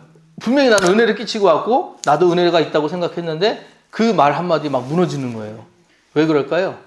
왜 그럴까요? 성령이 소멸돼서 그래요. 이해되시죠? 그래서 이거 안 놓쳐야 돼요. 그래서 절대로 은혜 빠질 일들에 대해서는 발을 들이지 말고 생각도 하지 마셔야 돼요. 나는 절대로 저 얘기 듣지 말아야 지금. 자, 그 다음에 이제 달란트 비유 얘기합니다. 아유, 이렇게 길어서 어떡하지? 예, 조금 남았어요. 조금만 참으세요. 달란트의 비유는, 자, 달란트는 우리가 전통적으로 뭘 얘기냐면 재능 얘기하잖아요. 자, 근데 달란트와 문화가 달라요. 문화의 비유. 누가복음에 문화의 비유가 있어요. 열문화. 문화의 비유가 있는데 달란트와 문화의 비유는 같은 듯 달라요. 그 나중에 그는 설명을 한 번 더 드릴게요. 이제 일단 지금은 달란트 비유에만 좀 집중할게요. 주인이 먼 길에 가면서 5달란트, 2달란트, 1달란트에 따라서 나눠줬어요. 자, 이건 뭐냐? 하나님이 여러분에게 은사를 주실 때 누구도 똑같은 은사 안 주세요. 달라요. 근데 가치가 우리가 볼 때, 세상으로 볼 때 2달란트인지 5달란트인지 이런 차이가 좀 있을 수도 있다는 얘기예요. 그런데 뭐가 중요하냐? 받은 내가 어떻게 하느냐가 중요해요. 받은 내가. 5달란트 받은 사람, 2달란트 받은 사람은 뭐 했어요? 장사했어요. 그래서 배를 남겨요. 자, 배를 남긴다는 게 뭘 의미하느냐? 이렇게도 해석할 수 있습니다. 그 장자한테 유산을 남겨주잖아요. 그때 장자한테 2배를 주거든요, 항상.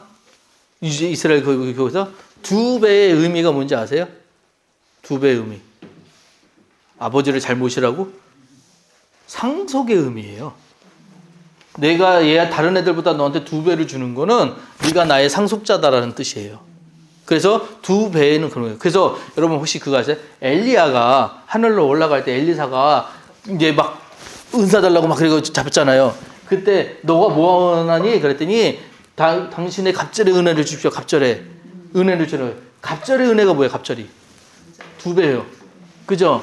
그건 뭐냐면 당신이 50을 가지고 있으면 나는 100을 주세요가 아니에요.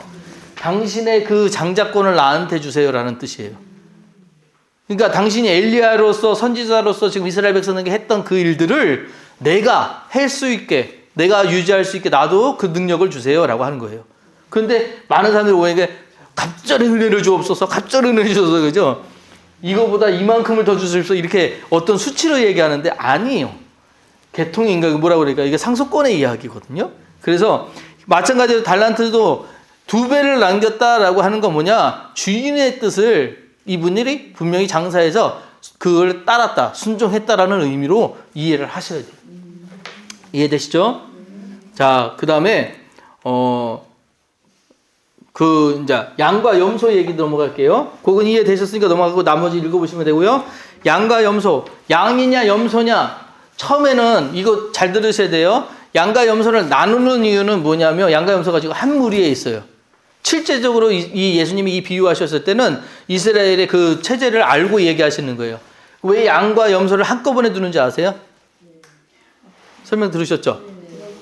양들은 파고드는 습성이 있어요. 그 지들끼리 저도 어렸을 때 그 있었는데 돼지도 파고드는 습성이 있어가지고 약한 놈 있잖아요. 그럼 밟아 죽여요.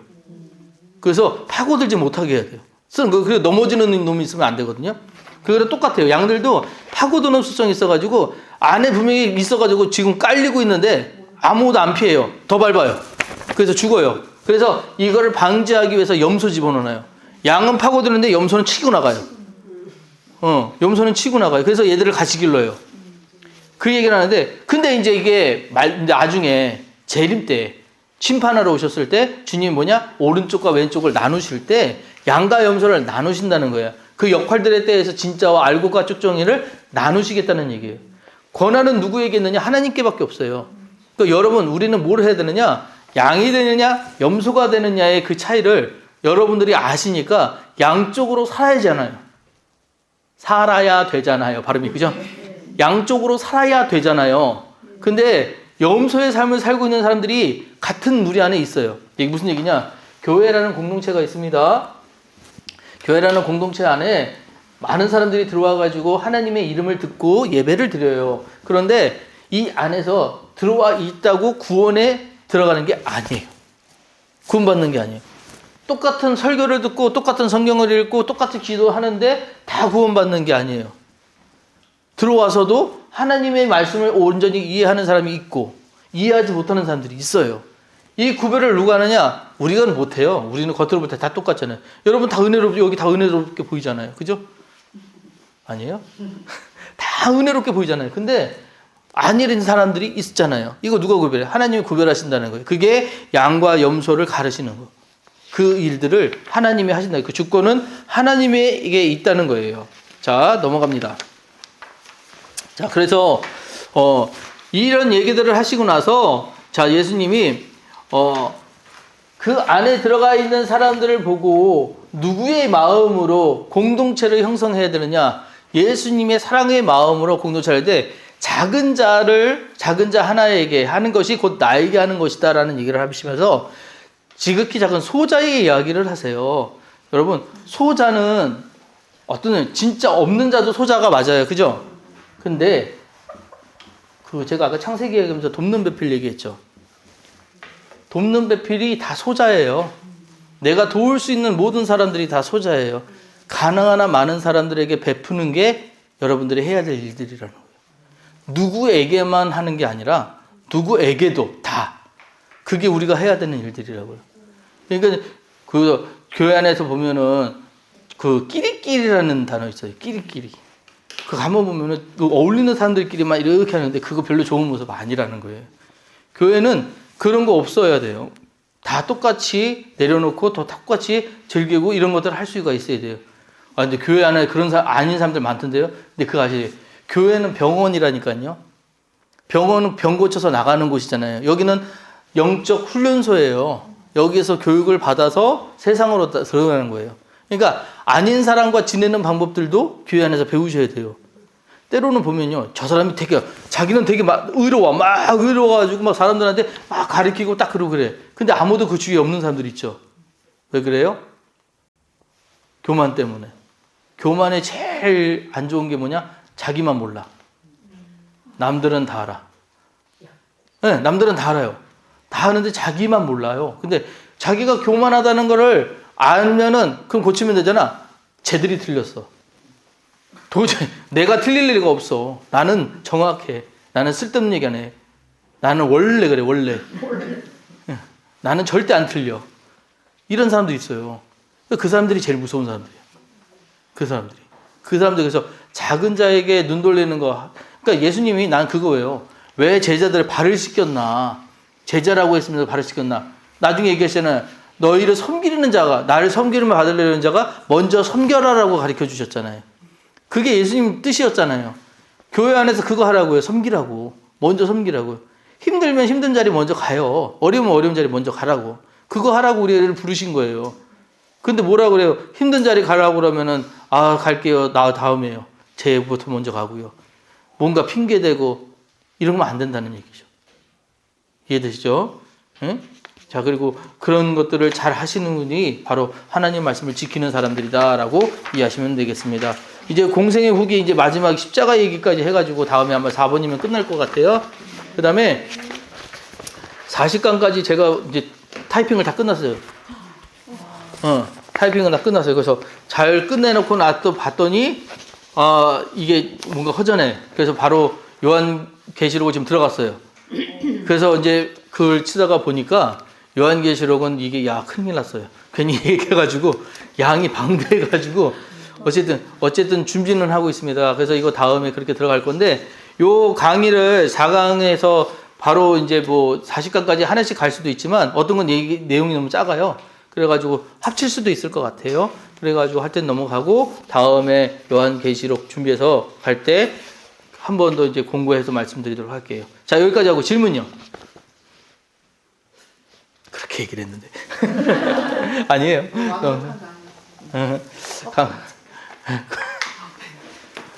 제발, 근데 저 되게 겸손하게 해주세요.